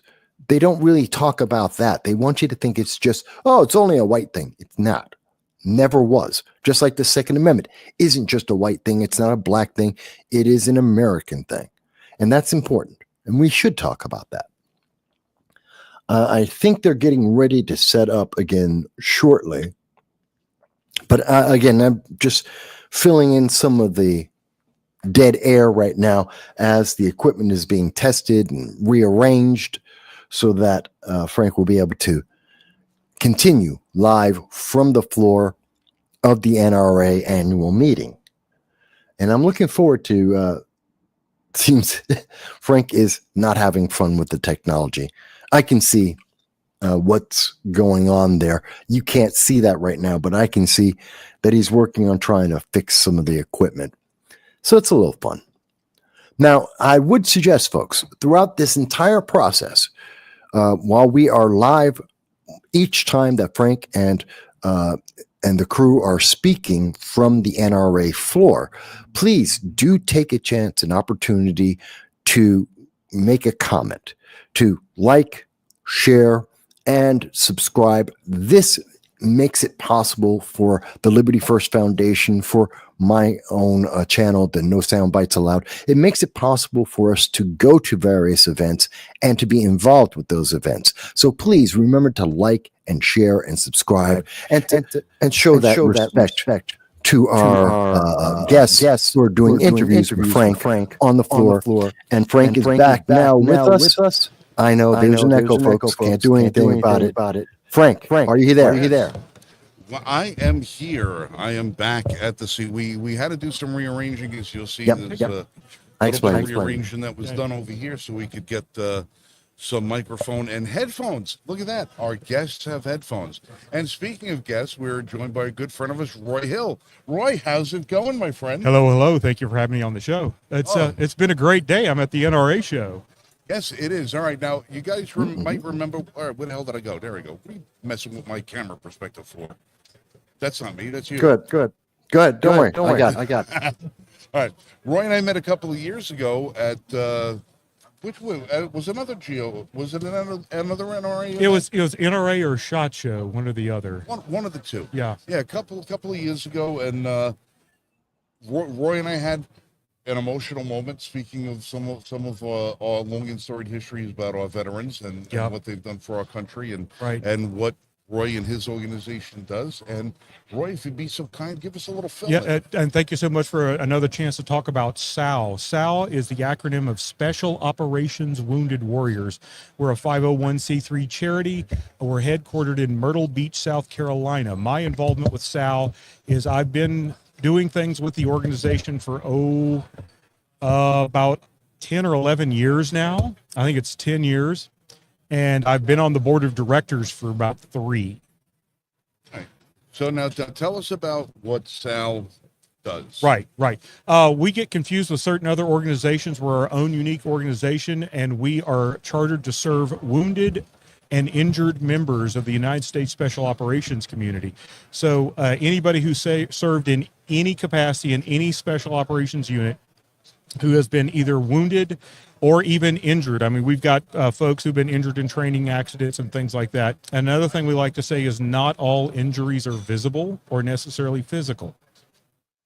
So anybody who's served in special operations and sacrificed to the point of being injured or wounded, we have 3 main missions we try to fulfill for those folks. Our first mission that we started off as, we call them therapeutic outdoor experiences. And what that means is we take them hunting and fishing and hiking and canoeing. And we're a big believer in what we call campfire time. The most important thing that happens at a sow event, at a hunt or a fishing trip, yeah, the hunting's good, yeah, the fishing's good, but the most important thing that we really believe in is a chance to get those veterans together around a campfire with other people like them who have similar experiences, who have similar mindsets, who have similar backgrounds. And that's a really powerful healing thing. Well, I've heard veterans say, who were wounded to the point they had to get out of special operations or special forces. I say, dude, this feels like being in a team room again. So we bring them together around the campfire. Another thing that's our newest program, it's about, maybe 3 years old. We call it Operator Reset Week. And we do a few a year. They're located at various places across the United States. We bring a group of operators together with clinicians and experts and therapists, and they spend a week with them in a residential setting, and they're able to do whatever it is those guys need done to help them in whatever way they need help. That one tends to be a lot of active duty folks because they're still on a team, they're still in a unit somewhere. The therapeutic outdoor experiences, the hunting and fishing trips, that's anybody who's ever served. Some of the favorite people I've gotten to know were, for example, Papa Company Rangers from the Vietnam War. And those guys are, those guys are in their 70s now. And we've got, like at Take and Bacon, which is our biggest hunt every year, we'll have dudes who are in their 70s. We'll have young, hard-charging Rangers in their 20s. Just the whole spectrum of all the different services and all the different age ranges. Then the program we're probably the most famous for, because it's the most high profile, is every year we can give away a certain number of service dogs. And we work with a great company out of Canada called Baden Canine. In fact, one of the guys with Baden Canine is actually on our board of directors. So we get a special cut rate for the dogs, and they're highly trained, amazing, incredible service dogs. They're not pets. The best way I've heard them described is two different ways. Is number one, the special operator, he gets his own teammate back. He gets a teammate, or a past president of SAL. He said in an interview, he says, some guy's out there, he's part of, he's a hard charging member of one of the most elite forces on earth. He gets wounded, and all of a sudden he can't do what he spent his life training how to do. And getting that service dog is like getting his sword back. So those dogs, they're not pets. They are not. They've done, every year, Baden Canine will do a demonstration at Take and Bacon. And some of the athletic things the dogs can do. Of course, there's sometimes some bite suit work that's amazing. One of the most impressive things I've ever seen is the dog's given the command to go after the guy in the bite suit, and it bites on the heavily padded arm, and then the handler gives the stop command, and the dog lays down, and the guy in the bite suit can reach down and pet him on top of the head, because the dog is that disciplined and that trained that with the things they will do on command, it's just amazing. And I've been fortunate enough to be present at some dog presentations. I've seen fully grown adult men, weep openly because of the dog, and it's just one of the most powerful things I've ever gotten to be a part of, and I'm very proud to be on the SAL board of directors and help make those things happen. But that's our three missions. We take folks hunting and fishing. We hook them up with therapists and experts, and then we get a certain number of service dogs per year that we can donate. Well, I remember when you and I first met, you had one of your clientele who was in the booth with you. Mm-hmm. I damned if I can't remember his name. Big giant behemoth of a guy. This is not a guy that you would, look at, think to yourself, would have a trouble handling King Kong if Right. he needed it. Right. And he had one of the service dogs. Yes. Yes. And what a magnificent Beautiful. animal he had. And he said bluntly to me, he goes, "This dog saves my life." Yes. He goes, "Every day this dog saves my Yes. life." And he said, because I asked, he had been through it. Yeah. But he said there's worse injuries are ones you can't see. And Yes. he says, "I suffer from post-traumatic stress Yes. disorder." Yep. He goes, "And there's a lot of days that I don't think I could make it, but without this dog, Right. He goes, I know I wouldn't be Right. here. And it's a two-way exchange with the dog, because number one, the dog can recognize and respond to certain things.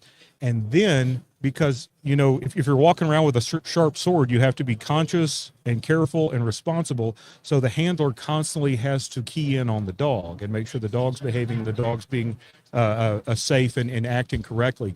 But it's a two-way exchange. A great story. We were filming some content to put on a website to help folks know about Sal, and we had some wounded operators in there, and this one guy was talking about, I think whatever happened to him happened in Afghanistan, and he was recounting some of the things he had seen. And the film crew's there and said, okay, this is great. Can we get some footage of one of the dogs doing its thing? And I think it's the same guy you're talking about. He said, well, you just got it on camera. He said, I didn't see the dog do anything. He says, oh, dude, you just saw it on camera. And what happened was, as the man was talking and he was recounting things he had seen and experienced, and he started to get into kind of a bad emotional state, the dog shifted and sat down on his foot and leaned up against him, because the dog could sense he was not feeling emotionally well.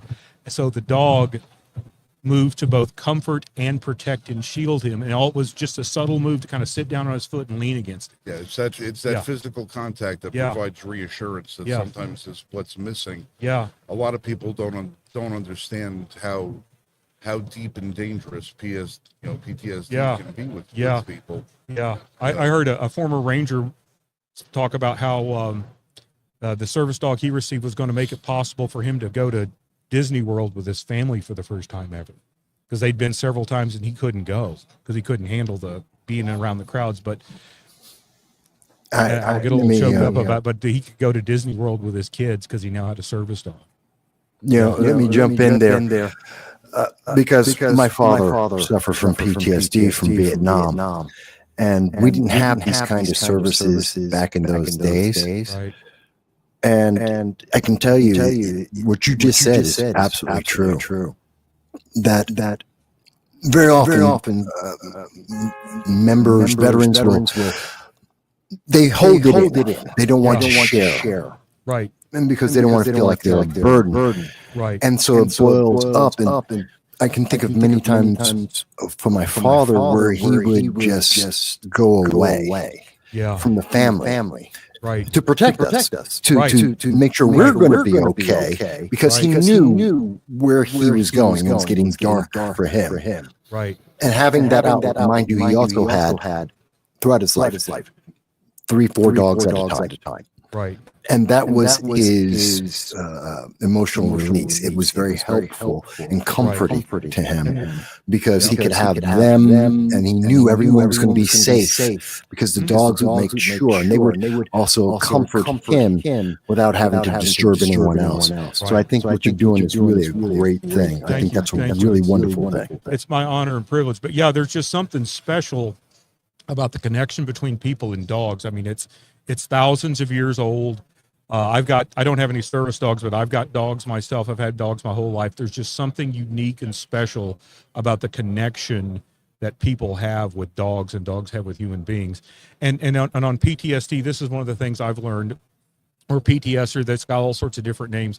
It's literally physical, because of the memories or the whatever things that are going on. Somebody will hear something or see something, and their body thinks they're back in that moment, whenever that thing, whatever it was, happened. And that's literally what it is. Well, reality is nothing more than your brain's perception of your environment. Yeah. And if your brain projects to you what you believe to be Right. current, Right. everything that you are assessing is going to manifest itself somewhere in your physical being. Right. I mean, it's been said, never say bad things about yourself, because your body can't tell the difference. Right. Your body doesn't know. So when you think about those bad things, I like, my thing I always say is, like, don't ever waste another day thinking about hard things from your past, because that's another day of today that the hard thing takes from you. Right. You waste that. Yeah. And with the folks we work with, I mean, sometimes there's some of that, certainly, but the other thing that I've seen over and over and over, especially the guys who get seriously injured, I mean, they've spent their entire lives going through incredibly difficult selection processes. They've trained. They're literally members of some of the most elite human organizations that exist.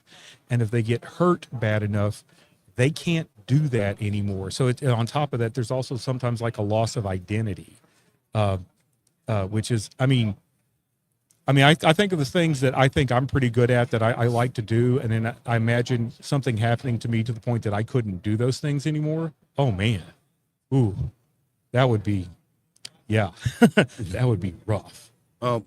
I have 3 dogs. I can't get any of them to even carry the newspaper into the house. So, Right. But from an emotional standpoint, if you're a dog owner, Right. you know. Right. They're part of the family. Yeah. I mean, I was talking with my nephew last week about he had just recently lost his dog. Yeah. And I was recollecting with him some of the dogs Right. that I've lost in the Right. past. And I'm sitting there, 2 grown men blubbering Oh, in yeah. the parking lot of Right. a restaurant. Right. Because of the dog of mine that passed away nearly 20 years ago. Right. It's like the old joke that one of the few times it's okay for a man to cry is when Old Yeller gets shot, right? Yeah, that's one of the few times it's okay.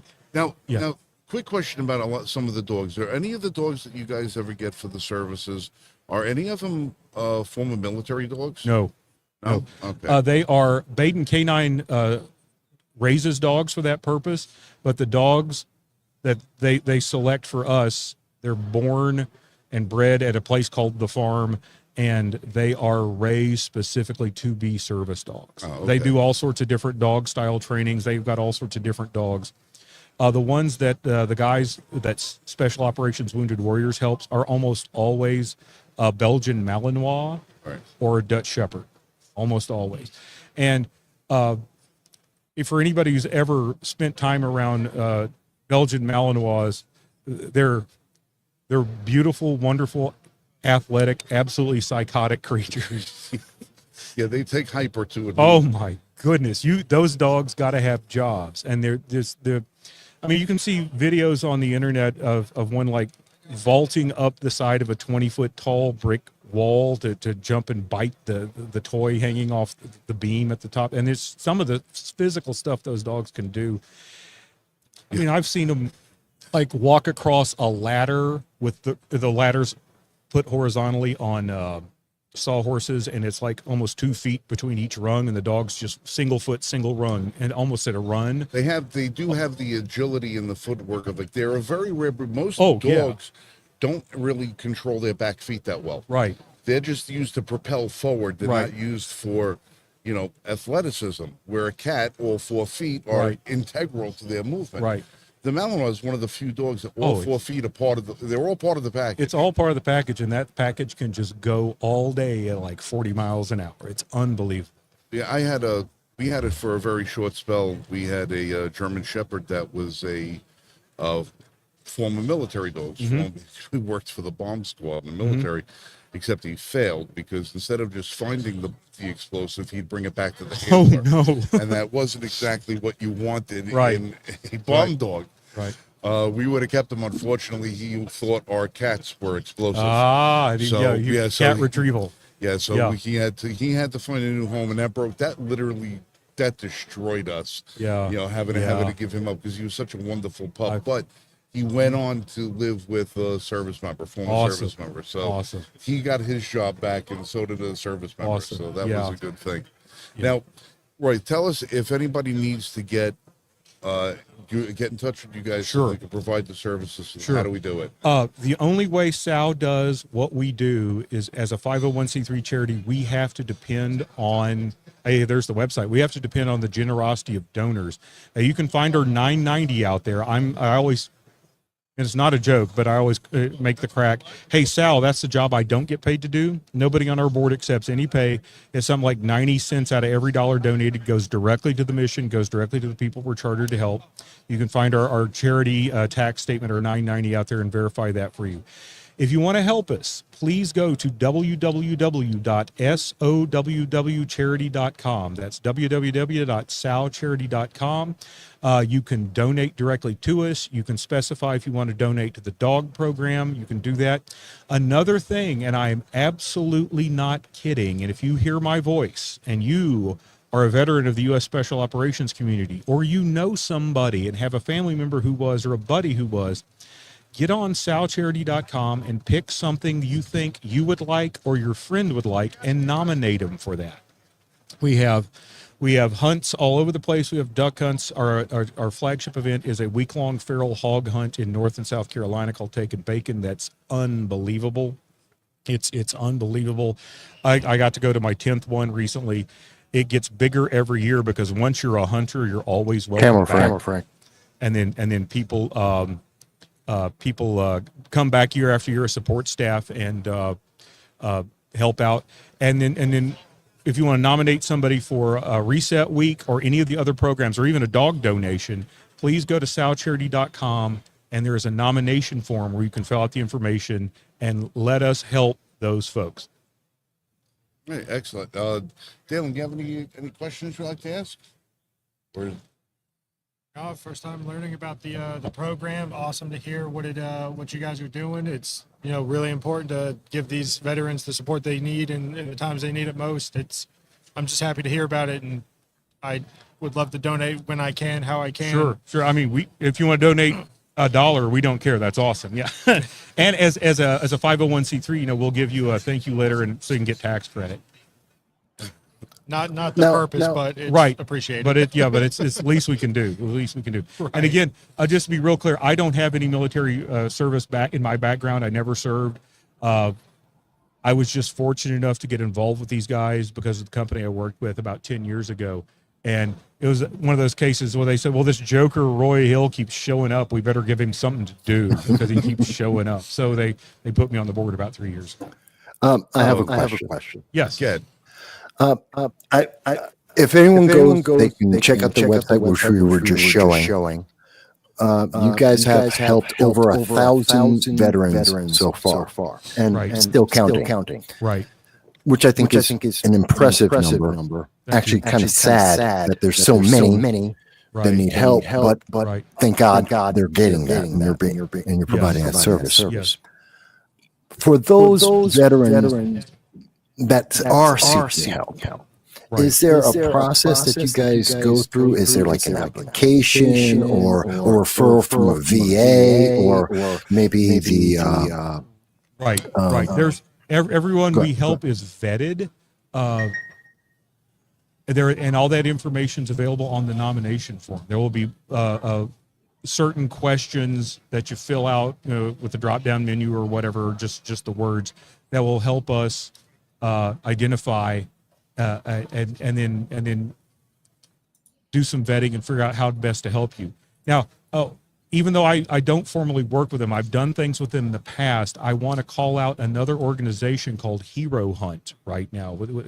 Fine gentleman named Joe Towers, Hero Hunt, which does a very, very similar thing that SAL does, except you don't have to be a special operations veteran. So if you're hearing this and you're a veteran, or a veteran who's not special operations, and you want to refer them to something like SAL, Hero Hunt with Joe Towers I've been on a few of their events, and they're a wonderful, incredible organization, and they also do great work in a similar vein that SAL does, except they do it for folks who weren't special operations.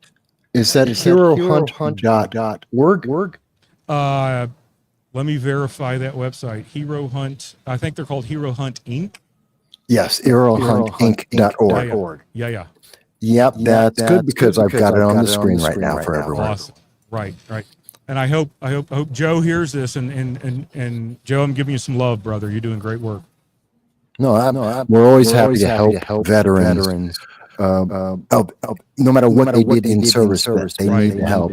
That there's someone helping. And they absolutely deserve it because they literally wrote a check with their name on their life to serve this country. Yes. And as always, we always let people know that, when we find organizations and groups that try to do good things for our veterans, that we've got a very deep appreciation for what our veterans have done for us throughout our long and storied history as a country. Mm-hmm. So whenever we find organizations that we can help try to, promote and everything like that, we always provide space on our website for the links to those. So you guys are already on our website. Thank you so much. And, Thank you. Right. But if you would send us the links for that, Okay. we'd be happy to put them on our Okay. directory of associates. That Would love to do that. Yeah, I'll take care of that yeah, immediately. we'll get that done for it. Because this way, anybody who visits our website, they see the groups that we endorse or that we associate with, that we are proud of, that they do a good job, and we have a very specific criteria for who we give that space to. Right. And one of the criteria is if Roy Hill recommends it. So, Oh Lord, I don't know if you want to take that much advice. no, from me. that's Oh, that man. to us. Right. We know you. We know Thank you you. for a Thank long you. time. We know the group. We know what you guys do. So we know the word is gold, the word is bond, and the word is good with us. That means a lot to hear. Thank you so much. And That's I don't know what if I'm worthy of that level, but thank you, brother. Thank you. Well, it's you, it's the team, it's everything that you guys do, and it's the track record of accomplishment that you have. You know, it's because we get a lot of companies that come in. Oh, we do work for charity, we do work for this, and we do work for that, and we find out 5% of what their budget goes Right. to help people. Right. Right. We have companies that we know what their criteria is for reaching out, and we say, why do you help so few companies? And because there's a lot of criminals out there posing as, charitable organizations. I have stood hand in hand with the guys who have been in your program, and I know what you guys do for them. Thank you. And my trust is something that does not come lightly, And I'm going to be the best steward I can of that. and you already have been. Thank you. All right, so ladies and gentlemen, it's this Roy Hill from SOW, and listen, you're going to find the links. Vash shared them, but we're also going to make sure that when this goes into preview and we post this link, the link will be available in the description below, and you can find it at l1f.us. Give me that website one more time, Roy. It's www.sowcharity.com, SOWWcharity.com. And we have herohuntinc.org Yeah. is the other organization. Vash just threw that up in the chat. So we're good to go. And like I said, Roy, once again, thank you for coming in. And if you want to make another stop by at some point during the weekend, we get another 6 hours. Oh, yeah. Yeah. You got hours some to go. time to fill up. Yeah. We got some time to go. Well, thank you so much. Unfortunately, I have to fly out of here tomorrow afternoon, so I don't know if I'll be on the show floor tomorrow morning or not. But thank you so much for having me on, and thank you for another chance to talk about Sal. Who's running the booth in your absence? We don't have a booth. Oh, you just walk in the floor? No. I'm can I say who I'm here on behalf of? Absolutely. Right. I was at Brownells for 12 years. The last 2 years almost, I'm with Swanson Russell. Swanson Russell is a marketing agency out of Lincoln, Nebraska, and we like to say we're the best agency in America for brands that work and play outdoors. Well, there you go. Well, if they want to give me a shout out one day and see about helping us promote some Oh, heck stuff, yeah. we have no money. We have no money at all. We're raffling a rifle while we're here. This is all the money we have. So we're in deficit. So help us out. We're good people. We need the help. Right. Amen. We have no money. I have to reiterate that a couple of times. And if I want to make the point, in fact, I could bring the camera over to me and say, we have. So, Oh, while we're here, we might as well pan around the room a little bit and show everybody. All right, this is what's going on. Nice toy, Frank. Guys standing here in front of the camera. We got some people walking by. Everybody say hello to the camera as you walk by. Yeah, everybody wave hello.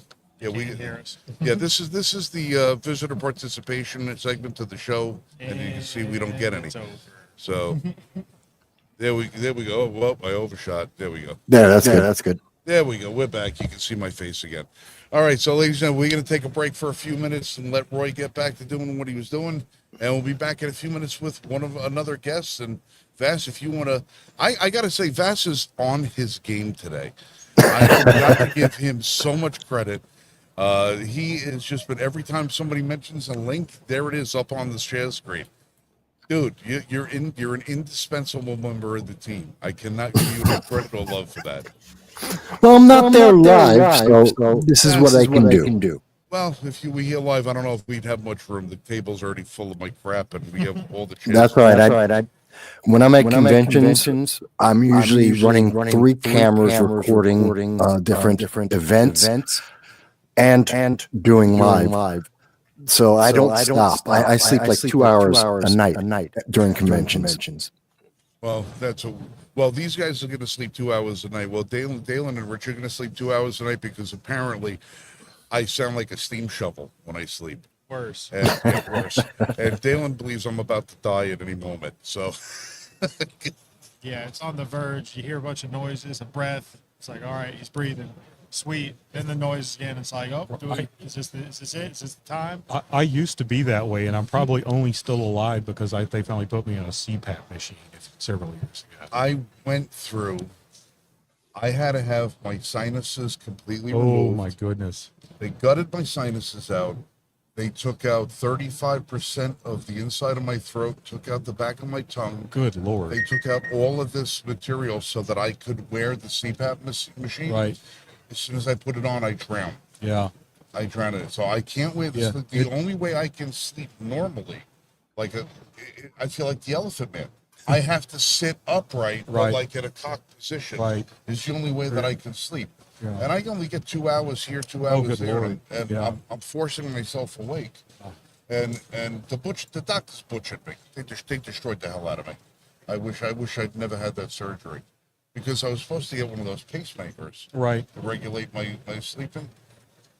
I went in, I got approval for it. Then a week later, FDA pulled the approval for man. the device. So I'm back to having pray to God I don't die in my sleep. Yeah, well, I hope that doesn't happen. I hope so, we too. I keep got too having much you shit to around. do. Yeah. All right, folks. Roy Hill, Bash just sung out for a little bit. Thank We're you so gonna do much. the same. Of course, thank you. And we'll catch you guys back in about 10 minutes. I got to get something to drink. Okay. Cool.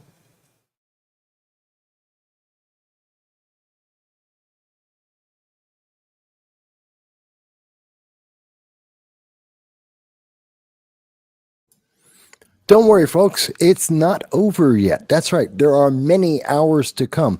There is a lot of coverage over at the NRA Annual Meeting that we are doing. As you can see, we are live. The Liberty First Foundation is live on the convention floor.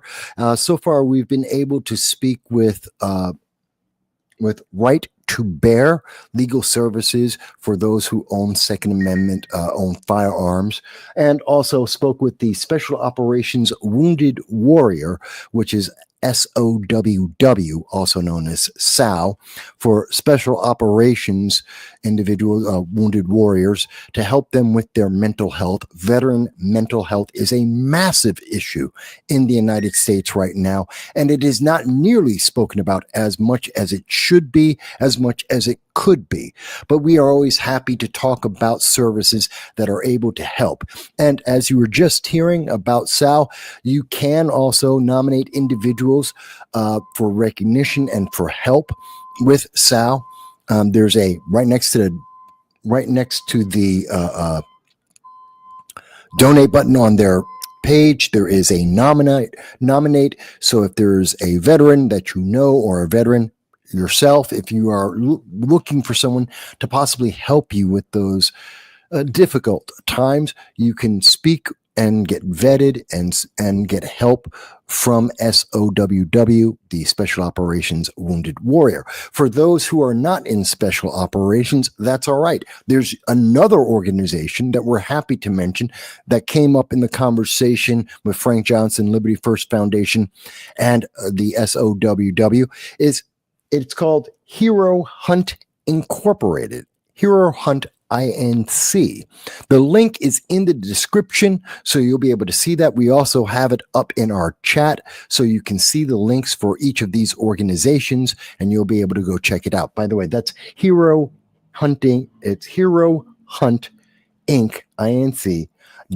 .org. It is a .org, not a .com, just so you get to the right source and you're able to see it properly. So we provide these services, and what we're trying to do is not only to give you what's happening on the NRA, on the floor, having some of the different conversations that are ongoing, having some of the live chat, both with scheduled meetings and also picking up meetings of various individuals, whether they be for helping with veteran mental health, whether they're talking about your rights as a United States citizen with the Second Amendment.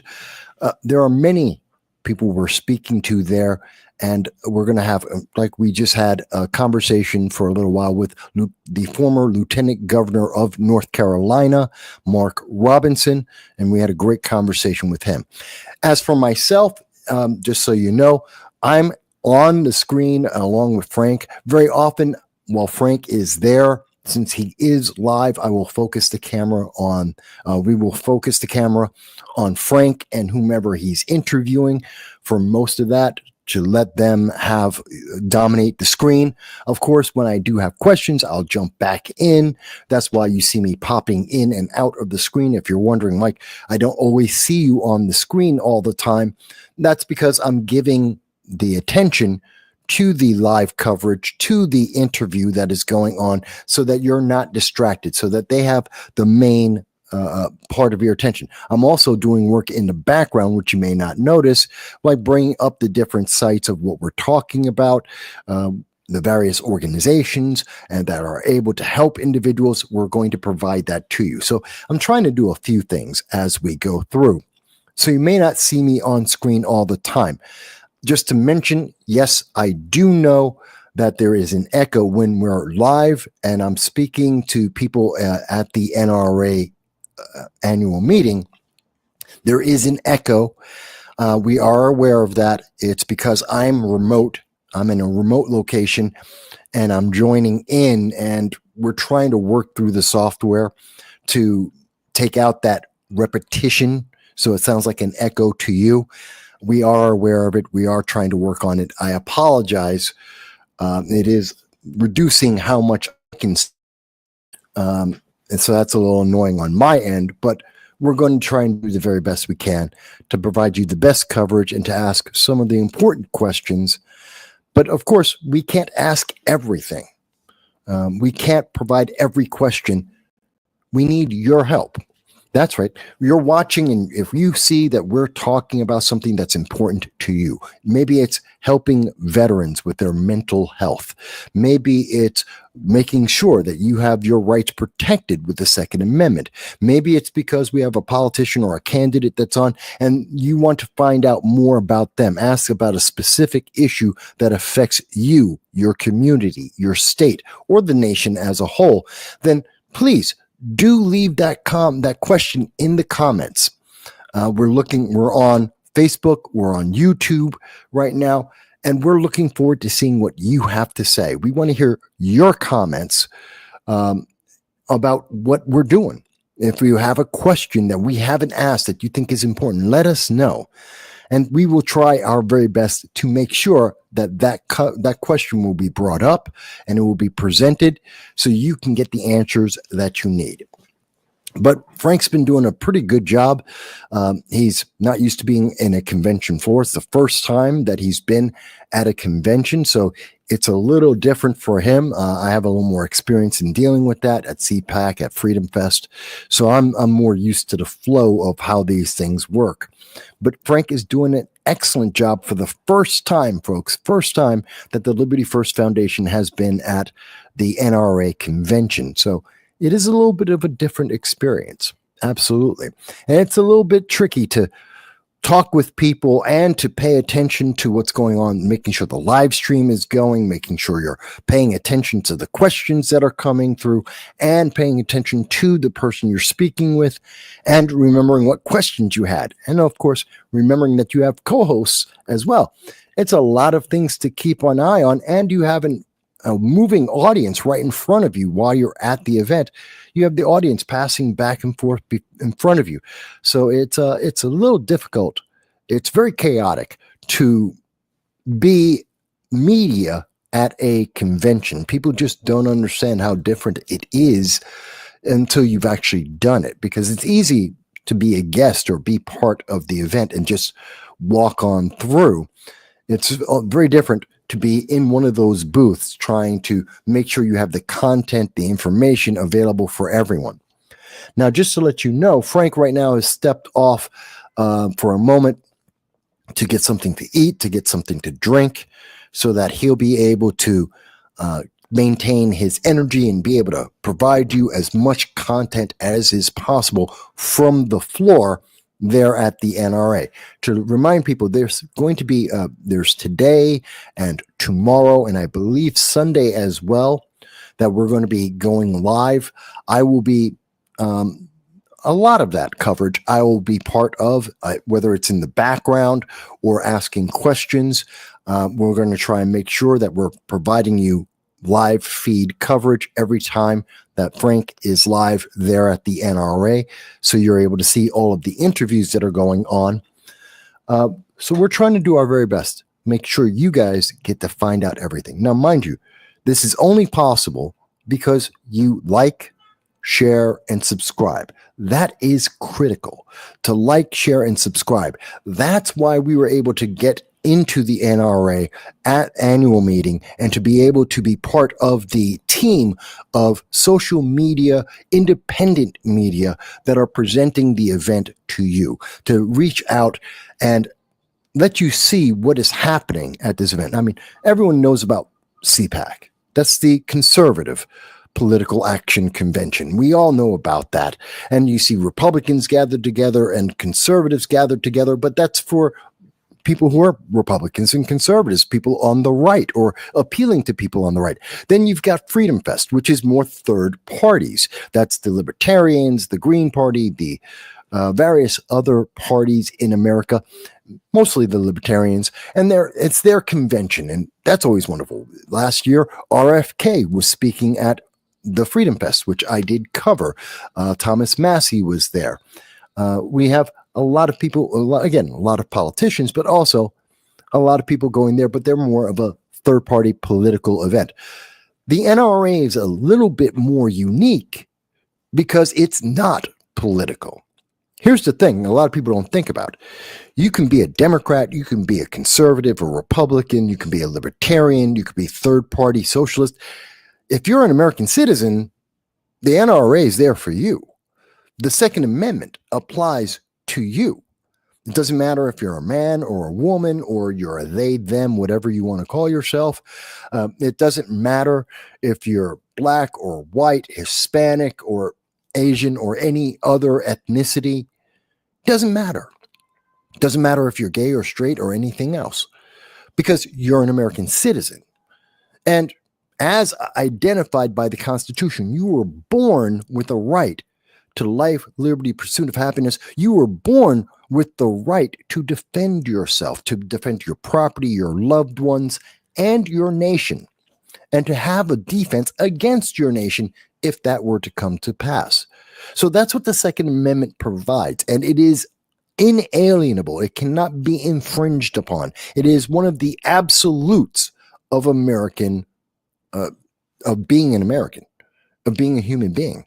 It is an absolute, and the NRA is able to provide that, and that's why the NRA annual meeting and the conference you're seeing, the convention you're seeing, is very unique because it is not any one political party or one political ideology. It's not one type of person. It is open to everyone.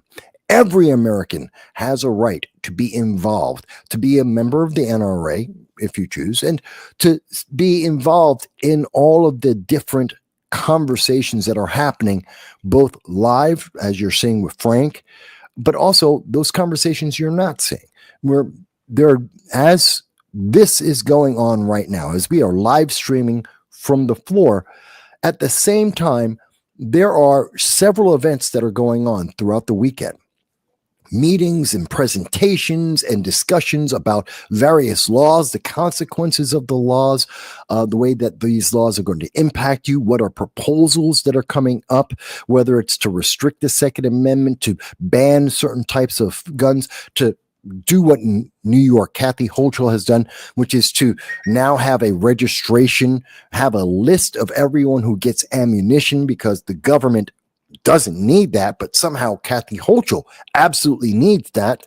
Not that it's going to make you safe, and I don't care what anyone wants to say.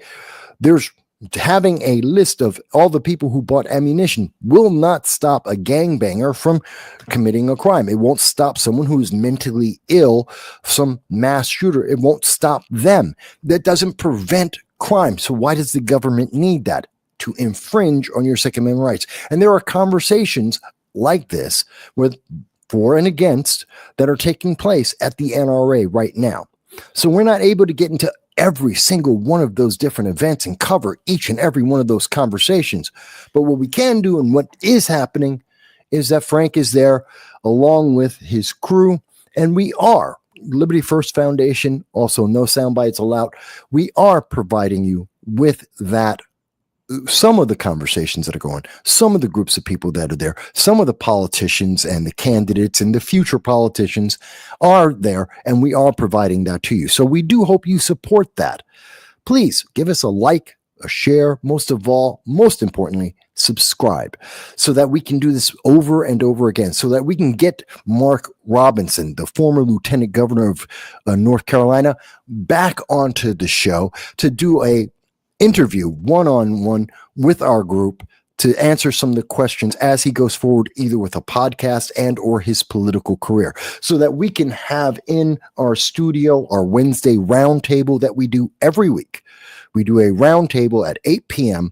where we get to have a panel which comprises myself, Dal Grimm, Jan Rains, Mike Marshall, Frank Johnson, the Liberty First Foundation. We all get together and we talk about the constitutionality of some of the things that are happening in America and the ways that we are seeing media either ignore or obfuscate some of the things that are happening, talking about the impact that many of these laws and these actions are having on each and every one of us and what we can do about them, especially when it comes to the Second Amendment, especially when it comes to our right to bear arms.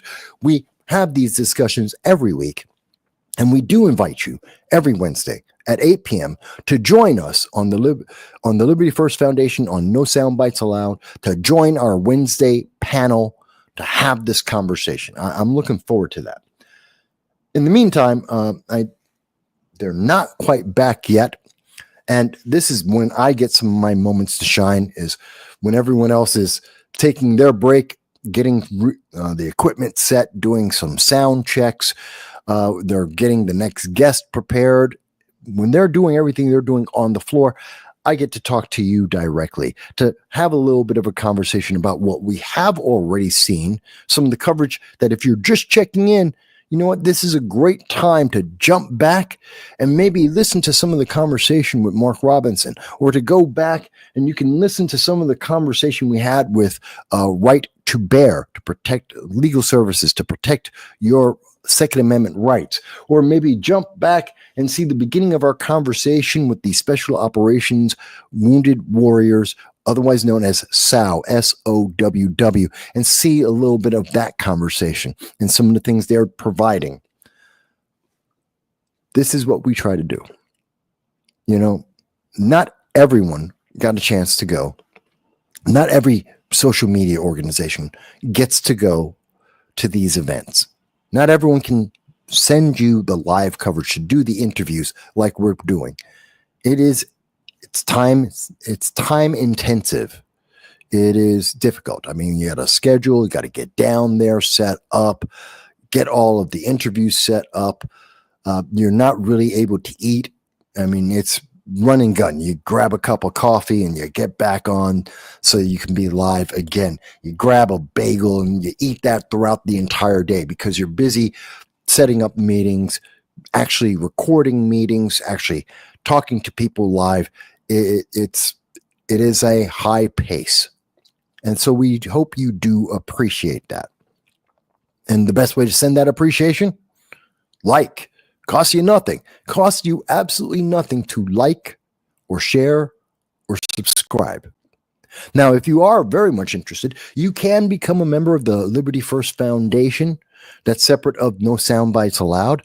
The Liberty First Foundation, we can go to the website. You see at the bottom of the screen, the L1F, some information about various products and of course, membership of the Liberty First Foundation are passing by at the bottom of the screen throughout the entire live stream today.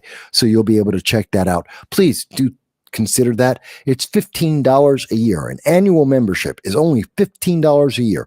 You're talking about roughly $1.50 a month. Not even a cup of coffee. And it's less than a shot of espresso in your coffee every month. And that actually adds up and does a lot. It helps us to be able to get more of our members, not only Frank Johnson, but maybe get Mike Marshall, maybe myself, Jan Rains, and Dow Grimm, to get us to travel and get to the NRA Annual Meeting and other conventions across the country, maybe get to CPAC, maybe to Freedom Fest, and to provide coverage for you about the things that are happening there. We can't do that without money. And we're not independently rich. I wish I knew Elon Musk. I don't. I wish I knew Donald Trump. I don't. I don't know multi-billionaires, and I wish I did, because then we would have no problem with funding. Sadly, neither does Frank or anyone else. We don't have billionaires on our Rolodex calling them up and saying, come on, give me an extra, $5, $10, $15,000 to go to this convention to be able to provide coverage. I wish we could. So that means every member, every $15 we're able to raise for the members, we are able to do so much more, and being able to get more people to provide more coverage, to give you more of the details of what's happening constitutionally in our country and what is unconstitutionally happening in our country, and what you can do about it, and how to protect the Second Amendment. So we hope you consider that. Obviously, I also have my own program, No Sound Bites Allowed. Every Sunday at 2:30 p.m. Eastern Standard Time, I go live, and you can check that out as well. But we are doing a lot of coverage here, and Frank is back. So I'm going to put you up front, Frank, and I'm going to drop in the background, and I'll be right back. We're coming back from a break over here. We've got a couple of different people have come on. They want to try and work their way onto the show. And before we do, I kind of like have to screen them a little bit. Say, who is this guy and what does he want to talk about? So that kind of took some time away from us. The other thing I was trying to do was bought donuts. I had one little donut, and somebody decided that they were going to take all the donuts and hide all the donuts.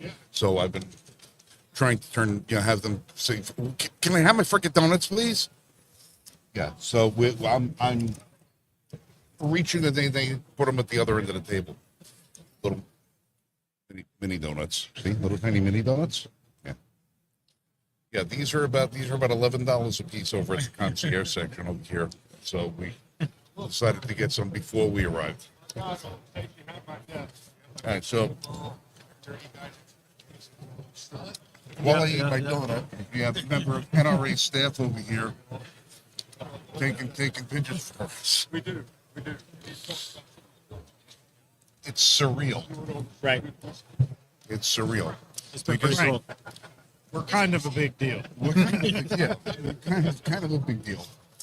No, but it's weird. We have the gentleman over here who just showed up who writes for Ammo Land, and would like to come on and discuss about instances when firearms were used in preventing or repelling or defending from a bear attack. And he has 200 cases, confirmed cases, and all the way down to not only where and the when and the who, but the caliber, the firearm, and everything else, where firearms were used to defend or repel or protect against a bear attack. And in only 4 instances was the firearm not successful. So going back to that question that was being asked all over on social media at the beginning of the year, if for the ladies who are concerned of whether or not you should be in the woods with a bear or a man that you don't know, either way, carry a gun. That's correct. That would be the best. Yep. That would be the best advice, because, the bear's not going to know what the gun is until you use it. The man probably will. If you don't know the intentions of whom you're involved, arm yourself. It's prudent advice. Pretty important. Yeah. So, by the way, as it turns out, we had a little scheduling snafu, because I was informed earlier this week that we were going to be on today from 6. 12 to 3. So as it turned, so I got my little schedule, and I'll bring this up here and I'll show you it over here. On Friday, it was supposed to be, I was from 12 to 3. It turns out we were supposed to be 3 to 6. So I beat the ever-loving crap out of myself for 45 minutes getting all of this shit set up, and it turns out that we weren't supposed to be online until 5 today. Move your head. Move your Until head. 3. And then I happened to look while I was standing off screen and noticed the banner that they had printed. Yes, our big-time banner also says 3 o'clock. We talked about it yesterday, 3 to 6. Multiple times. Saturday, Friday, It's Saturday, something- 3 to 6. There is something seriously wrong with me. I don't know what it is. Clearly. Maybe it's the age. Maybe it's the gray hair. Maybe it's the going deaf. I don't know.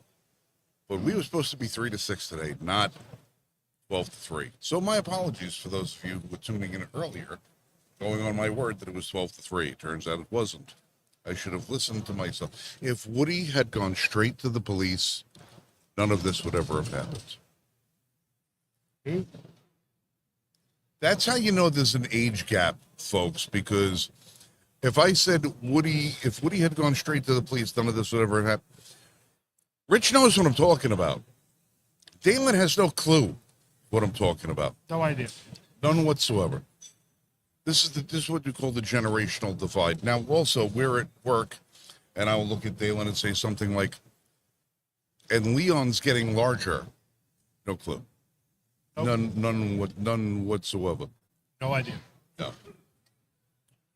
Pop culture references from somebody born in the 1970s are lost on people born. What year were you born? 97. On people born in 1997. I was 7 years out of high school before your parents even thought about you. Fair. Jesus Christ, I feel like I'm getting old. You are old, Frank. Yeah, I know. Well, he tells me at work constantly, "You're old." See what I have to deal with shit like that at work. You're old. You are. That's it. It's okay. I'm old. I love it. Hey, you know what? It takes a lot of work to have as much experience, wisdom, and refined looks like I have. Yeah. Well, One day, Frank, you might get there too. I might. Dude, you're 2 years older than I am. Stop it. Listen, I don't mind getting older. I don't mind, because you're right, it is wisdom. But I am going to be forever a 12-year-old kid.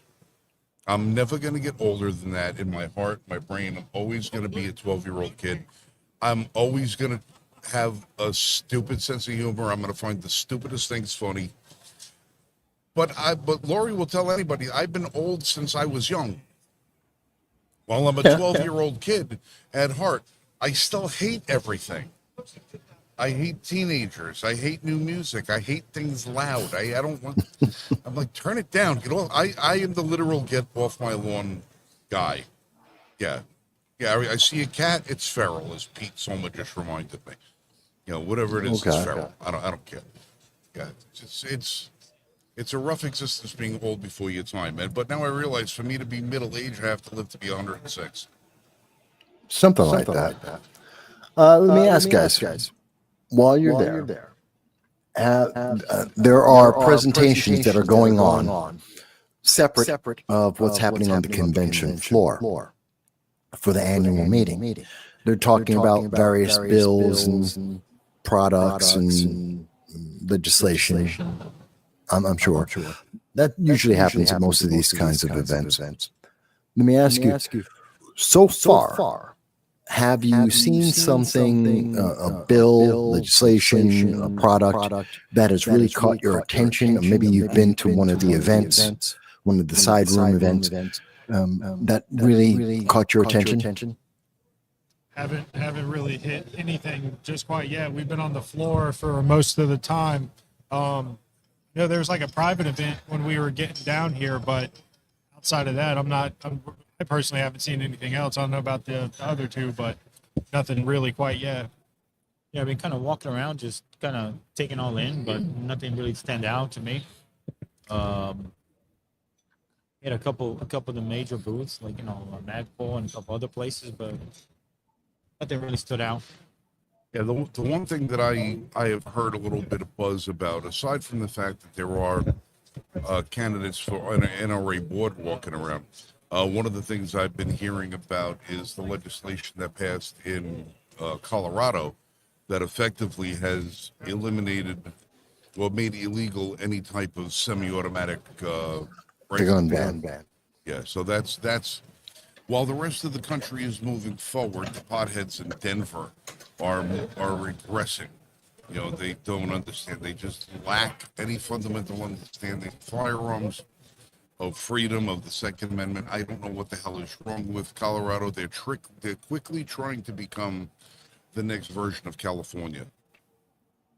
I mean, Worse, because a quick review of the bill, they're trying to ban every semi-automatic. Now, not like the usual, it's an assault weapon, because they have no idea what the actual definition of an assault weapon is. They just said any semi-automatic. That means the AK-47. That means the Ruger Mini 14. It means the M16, AR-15, and 1022.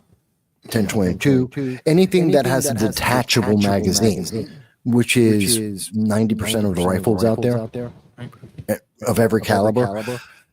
And that doesn't make sense to me, because you're not making people safe. The criminals aren't stopped from buying them just because law-abiding citizens. Here's the thing: the majority of people who are firearm owners in America, that's 160 million people.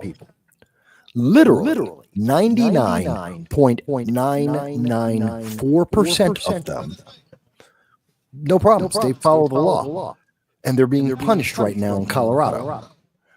It's the 0.006% who are criminals and or insane that cause all the problems.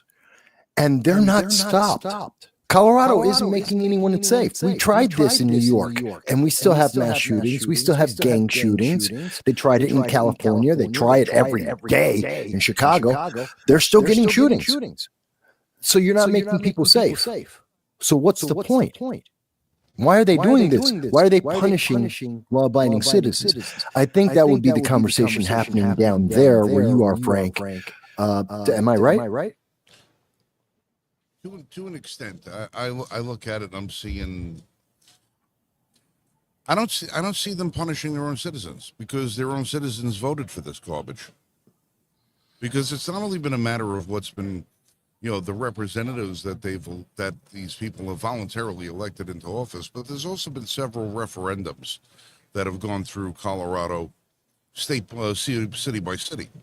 And the people have voted on these referendums that they have voluntarily acquiesced their right to the Second Amendment in one capacity or another. And for me, it's becoming harder and harder and harder for me to develop any sort of sympathy for these people. I don't have. I'm getting to the point where I'm saying, listen, this is what you voted for. This is the boat you're in. Paddle. It's your own paddle. That's it. This is your bed, lie in it. We get to the point where I don't care anymore, because it's going to get to the point where they're going to keep taking freedoms away from people. Where, when is it going to be? All right, here's the question. For a state to join the union, there's certain things that state has to agree to, and one of them is the defense of the federal Constitution, the enforcement of it. At what time does a state violate enough constitutional rights at the federal level where they lose their statehood, where they lose their charter to be members of these United States? Because if the people are so willing to give up these rights, then they got to be willing to give up their citizenship as well. Because the rights come with your birth as a U.S. citizen. It's not something that you should just freely give away like that. If you're willing to give it away, then then it has no value to you. If it has no value to you, neither does your freaking citizenship. Put your Colorado, put your state flag up, take down the American flag, declare your independence, go to Canada. I don't give a shit. This is the boat you're in. I said, okay, you eliminate the federal funding from them. You deprive, okay. 60% of your state don't like it, but 40% want their Second Amendment rights. If you're depriving 40% of the people in your state their Second Amendment rights, you should lose your federal funding. I could see that. You're taking away something fundamental from the public, and you should be accounted for. That should be accountable. Well, where are the activist judges? That's what I want to know. Why is it always an activist judge that'll turn around and say, "Oh, you can't take away this privilege that was bestowed on 350,000 illegal aliens by a president, and something that was illegal."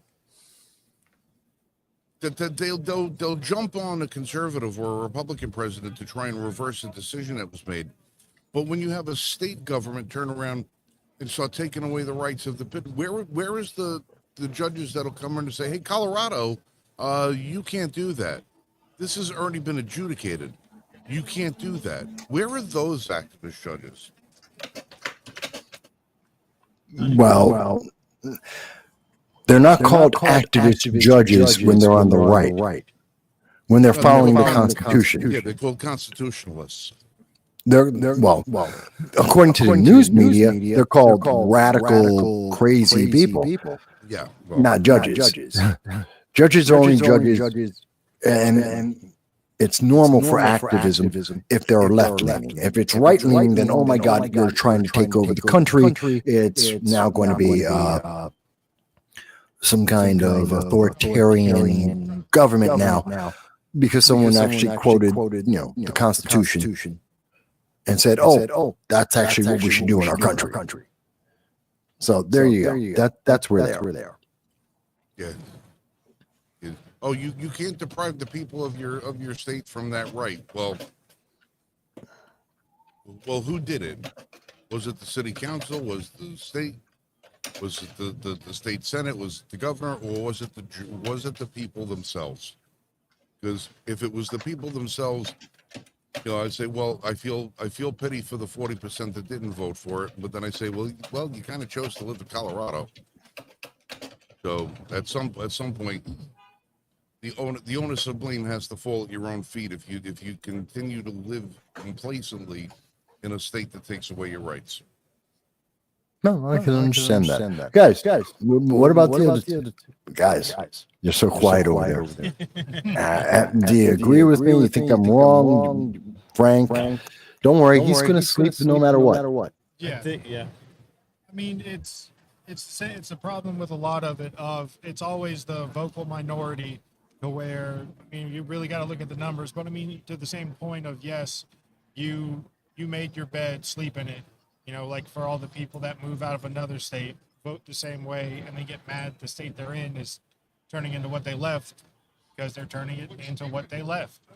If that's what a majority people vote for, then yes, make your bed, sleep in it.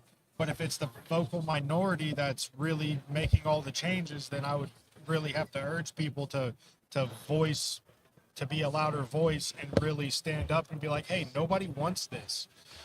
These few people do, a majority don't, but yet they don't, or if they just straight up don't listen to the people that are arguing against it. I mean, it's a weird point of, your representatives aren't really representing you. They're just seems like they're just trying to fit an agenda or serve an agenda, whatever it may be theirs, or maybe one put on them from somebody else, but they pay a lot of money to do so. So, people are just following the money and not listening to their people. Makes sense. Yeah, and I agree with Frank when just to hold the federal funding. It's perfect, because if you're not going to abide by the Constitution, you probably shouldn't get federal funding. I think he's already kind of doing that. Like with Maine? Absolutely. And some of the universities as well. Especially the universities. Correct. I think everyone agrees about that. Or at least they should. So, do you know how much? By the way, do you guys know how much money Harvard has? Assets? Too much. 52 billion. They made 2.5 billion last year. And they're screaming because the federal government's going to deny them. Trump has denied them $2 billion. They're profitable. 52 billion in assets. What do they need taxpayer money for? Right. Seems like the 2.5 billion. Yeah, that's more than most people ever could even imagine in a lifetime. But You want to lean into the mic, guys. Yeah, because they want to bitch and complain of like, oh, we need more money, we need more funding, and it's like, sell something? What are you doing? You don't need money. You charge, and what do we even, from my understanding, a lot of stuff for Harvard, like you can just go online and find. So it's like, really, like, what are people paying you all top dollar for all this information that's free, but yet you're still complaining you need more tax dollar money sitting on $52 billion worth of assets. Let some stuff go. I don't mind that Harvard's, they can, whatever they teach, I don't care. Right. Did you see the new thing President Trump came out with yesterday? That he wants to change accreditation, which is the validity of these colleges. And it's going to be based on not how many professors you have that wrote a book, but it's going to become about how many students are successful in the careers.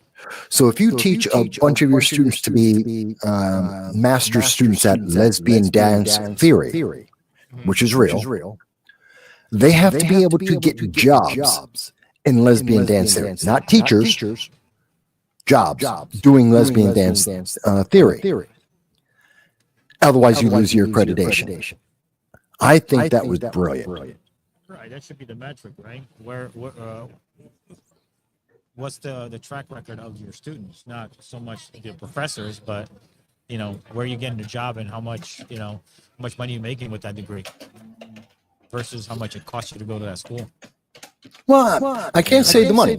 I mean, if you want to do lesbian dance theory or Africana studies or basket weaving, and you make $1,000 a year at it, and you think that was worth a $100,000 6 years education, fantastic. I just want to see you get a job outside of academia. Because now, right now, they've got it like it's like a virus. The teacher trains the student to do this, to spout this useless stuff. And the only place that student can go with it is to another school to teach a bunch of other students the same useless nonsense. It's not productive. It doesn't help the economy. Go ahead. That's what the big reason why administration just keeps getting bigger and bigger and bigger, and the tax dollars just keep going more to administration, and the students really don't get, shouldn't say better learning. You know what I mean? No, I agree completely with you. I mean, it doesn't make any sense. But notice that conversation, you don't see it on social media. It's on mainstream media. It is on social media with guys like us. But we're supposed to be the bad guys for doing that. It's insane. I mean, it goes against the whole thing of DEI, the whole point of, you got to get people for diversity and other people, just a good variety and diversity of people versus I don't care what my pilot looks like. I just care that my pilot knows how to fly a plane. Done. So I don't care about anything else. I want to know you're qualified for the job, what your qualifications are. And in this case, you're only qualifying people to teach other people what you're doing, to then, again, the self-perpetuating cycle of, I don't care. Just give me somebody who knows what they're doing, done, and grade people based off of that versus them just looking different to fit in a heavily white area or a heavily Hispanic area or heavily black area. Just who cares? Just let me know you can do your job, and I'll base you off of that. Yeah, no one cares about. I don't care about the color scheme. I mean, Yeah. we really fixed most of that problem. Not all of it, but most of it, the majority of it, back in the 90s, early 90s, was resolved. But you know, what can I say? I'm old enough. I remember the 90s. I was alive then. I saw what was happening. But that's maybe, you know, I'm just old. What can I say? I do see the question from Jacqueline.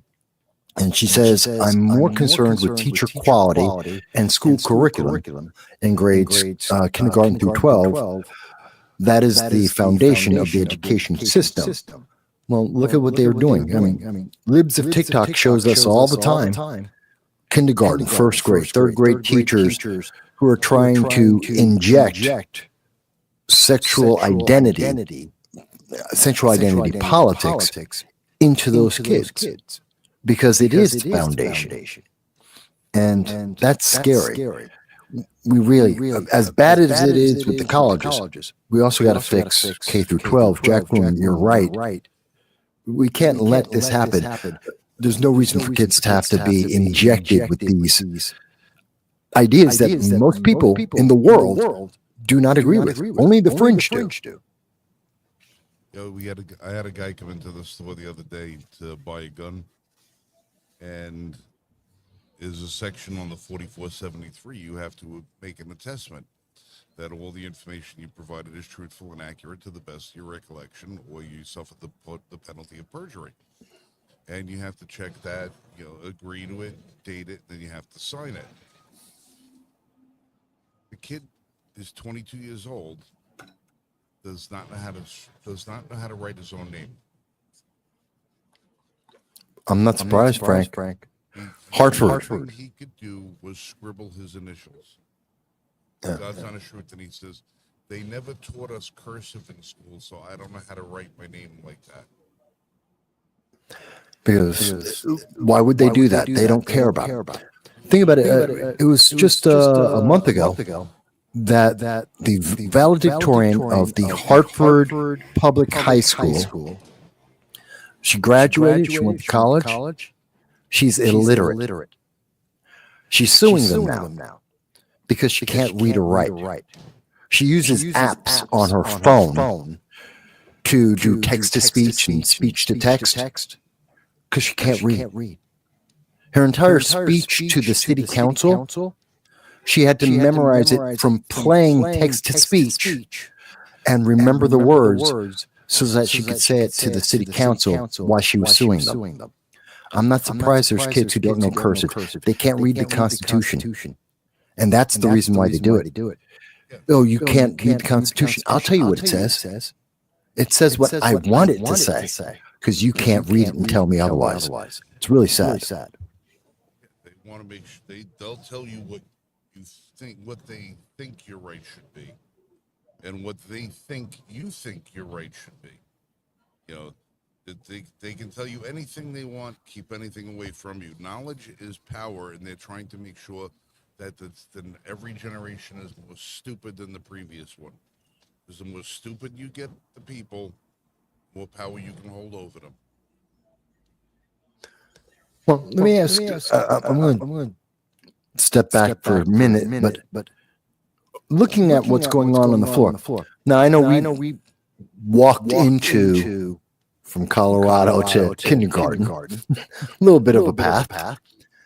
But what are some of the comments? What's the tone of the questions and the actions that are happening over there with you guys? What are people talking about? Do they hate Trump? Do they love Trump? Are they talking about Ukraine or Hamas or what? There's lots of people here sporting Trump shirts, Trump hats. You know, there's a guy walking around, looks like a human disco ball in a big golden bedazzled Trump suit. I miss that guy. Yeah. I don't know how you could, but but there is still, there's a couple of people that I've spoken to that still have exhibited a healthy dose of skepticism. And the skepticism that they've spoken about is namely Pam Bondi as being somebody that they do not trust as Attorney General because she has been a proponent of red flag laws, gun confiscation. Because I think, whereas the first term you had people just give themselves and their trust wholly over to Trump, the people now are like, okay, well, we saw what you did the first time, and it was good and all the rest of that, but needs some room for improvement. This time, I think people are more of, where's the list? You know, where is the list? That's what they, you know, that's the idea, and that's for that seems to be for just about anything, whether it's based on the tariffs, based on the Second Amendment, freedom of speech, this and that. Everybody's pretty much saying, "Where's your proof?" They don't care about the 1,600 executive orders. They don't care about the record number of questions that he's answered while he's in the White House. Everybody wants to know pretty much the same thing. When are the crooked, evil bastards who tried to destroy this country going to get prosecuted? The people in this country, and I think especially in the Second Amendment community, knowing how we've been persecuted by the law in this country, they are not going to feel that essence of freedom until responsible parties are held to account. You know, and that's where I think people are. They're reserving a certain amount of trust and saying, where's the evidence? And they're also reserving a certain amount of patience, saying, hey, you only got so long before we start really making a stink over things. All right, some of the people I spoke with on the floor, they seem very supportive of Trump, but everybody has a little bit of a skepticism as to, well, we'll see. Kind of, that's what I've been getting a lot when it comes up. Like, yeah, support Trump, but you know, how about this? How about that? You know, some people are kind of like not sure. Like they support him. Trust but verify. Yes. That's the feeling I get with a couple people that I spoke with here in the show. Dalen? I haven't even really been hearing anything about it. I didn't see the golden man in the suit, surprisingly. Did see someone dressed like a You did see the Oompa Loompa, yeah. That's impressive, but That's unusual. yeah, Frank didn't see that. like, I didn't see like that. original Willy Wonka, not the new one. Like I think he was for the G-Force booth or something. But yeah, it was interesting. But I've kind of just been talking with reps and just stuff about products and stuff like that. I haven't really been any kind of Okay. political or socioeconomic stuff. If the Oompa Loompa, first of all, good choice. Go with the original Gene Wilder classic. But if it's an Oompa Loompa and you said it's G-Force is a chip for computers that graphics. So you let you do your video and let you play your video games. Not NVIDIA GeForce. It was either it was GF. I think I know they're here. Something GF. I forget which specifically. I know they do like triggers and stuff like that for like Glocks and ARs and stuff like that. What's that got to do with the Oompa Loompa? I think just to draw the eyes. That's exactly what we're talking. Is like, what does that got to do with anything? I mean, it makes sense if it's the video. If it's the video chip, yeah. Yeah, it most certainly was not NVIDIA GeForce. No, that was it just I look up, I see a Oompa Loompa, and I'm like, okay, that wasn't on the bingo list for the NRA event. Yeah, that gets me. All right. I'll let you guys talk for a little bit. I'll be right back. I want to get something to eat. I haven't eaten in quite some time. I don't need it on camera. We're coming up on our 3-hour threshold. Oh. You are? Oh, yeah, 2 minutes. Yeah, 2 hours and 58 minutes. We actually made a 3-hour broadcast out of this. Unbelievable. That's easy. Might not. Well, this wasn't. Maybe it's easier on your end. All you had to do was sit down and plug and push a play button. That was it. This end over here was a little bit more difficult. Hey, nice rack. All right. Turn the camera, Before turn I the get camera. yelled at, before I get yelled at, I'm going to switch cameras. I'm going to show you the nice rack I was commenting on. All right, so when someone walks by and you hear me yell nice rack, it's because somebody just walked by with that. The actual, So they are quite impressive. size does matter. So before anybody complains that I made some sort of a sexist comment, you know what that was about. No, you know they want to clip that and be like, see, told you. Yeah, those NRA guys are pigs. They're pigs. That's what they are. No, guy holding a nice pair of synthetic antlers just walked by. So Yeah, They were nice. yeah, it was. we go back the other way. Okay, get your last 30 seconds. What you going to say? All right, listen. Tomorrow we're going to be on 3 to 6 again. Tomorrow, I think I would like to maybe tomorrow night, if possible, try to do a little bit of extension of that 3 hours, because now that I know it's 3 to 6 and I can't screw that up. We're gonna have a bunch more people on tomorrow. We got a couple of surprises I've been working on. Hopefully, we can get them to come true. NRA event. Listen, if you're in the Georgia area, you can make it to the arena. Come on down and see us. We still have a Henry Lever Action Golden Boy that we're raffling off, $10 a ticket. Hope to see you guys down here. The show is great. People are great. Parking is expensive. God, it's so expensive. Yeah, so if you're gonna come down here and you're gonna enjoy the day, find a lot a couple of miles away and take a cab over. Save yourself $20 or $30. Believe me. You're not gonna. You're still paying Yeah. $20 for any lot within 5 miles for the day, and not including whatever the fare is going to be for the taxi or the Uber you take. So Yeah, maybe it's still going to be expensive regardless. maybe I'm just used to finding a parking spot and being lucky and not having to pay a toll for it. But well, plus we go to SHOT Show. You park your car. You don't take your car. You fly into SHOT. You go to the hotel, and then when you got to go back and forth to SHOT Show, you get on the bus. They have a shuttle bus that runs you back and forth to the court. Maybe they should have a shuttle bus here. That'll solve that problem. Park at the hotel and just shuttle you back to NRA show. Well, it's not the Las Vegas Strip yet. Right. No. Correct. Atlanta is a very confusing city. Yeah. You guys got to do something about your highway system. It's like three octopuses having an orgy. It's weird. But it's a beautiful city. You have two skylines here, which is weird. It is interesting.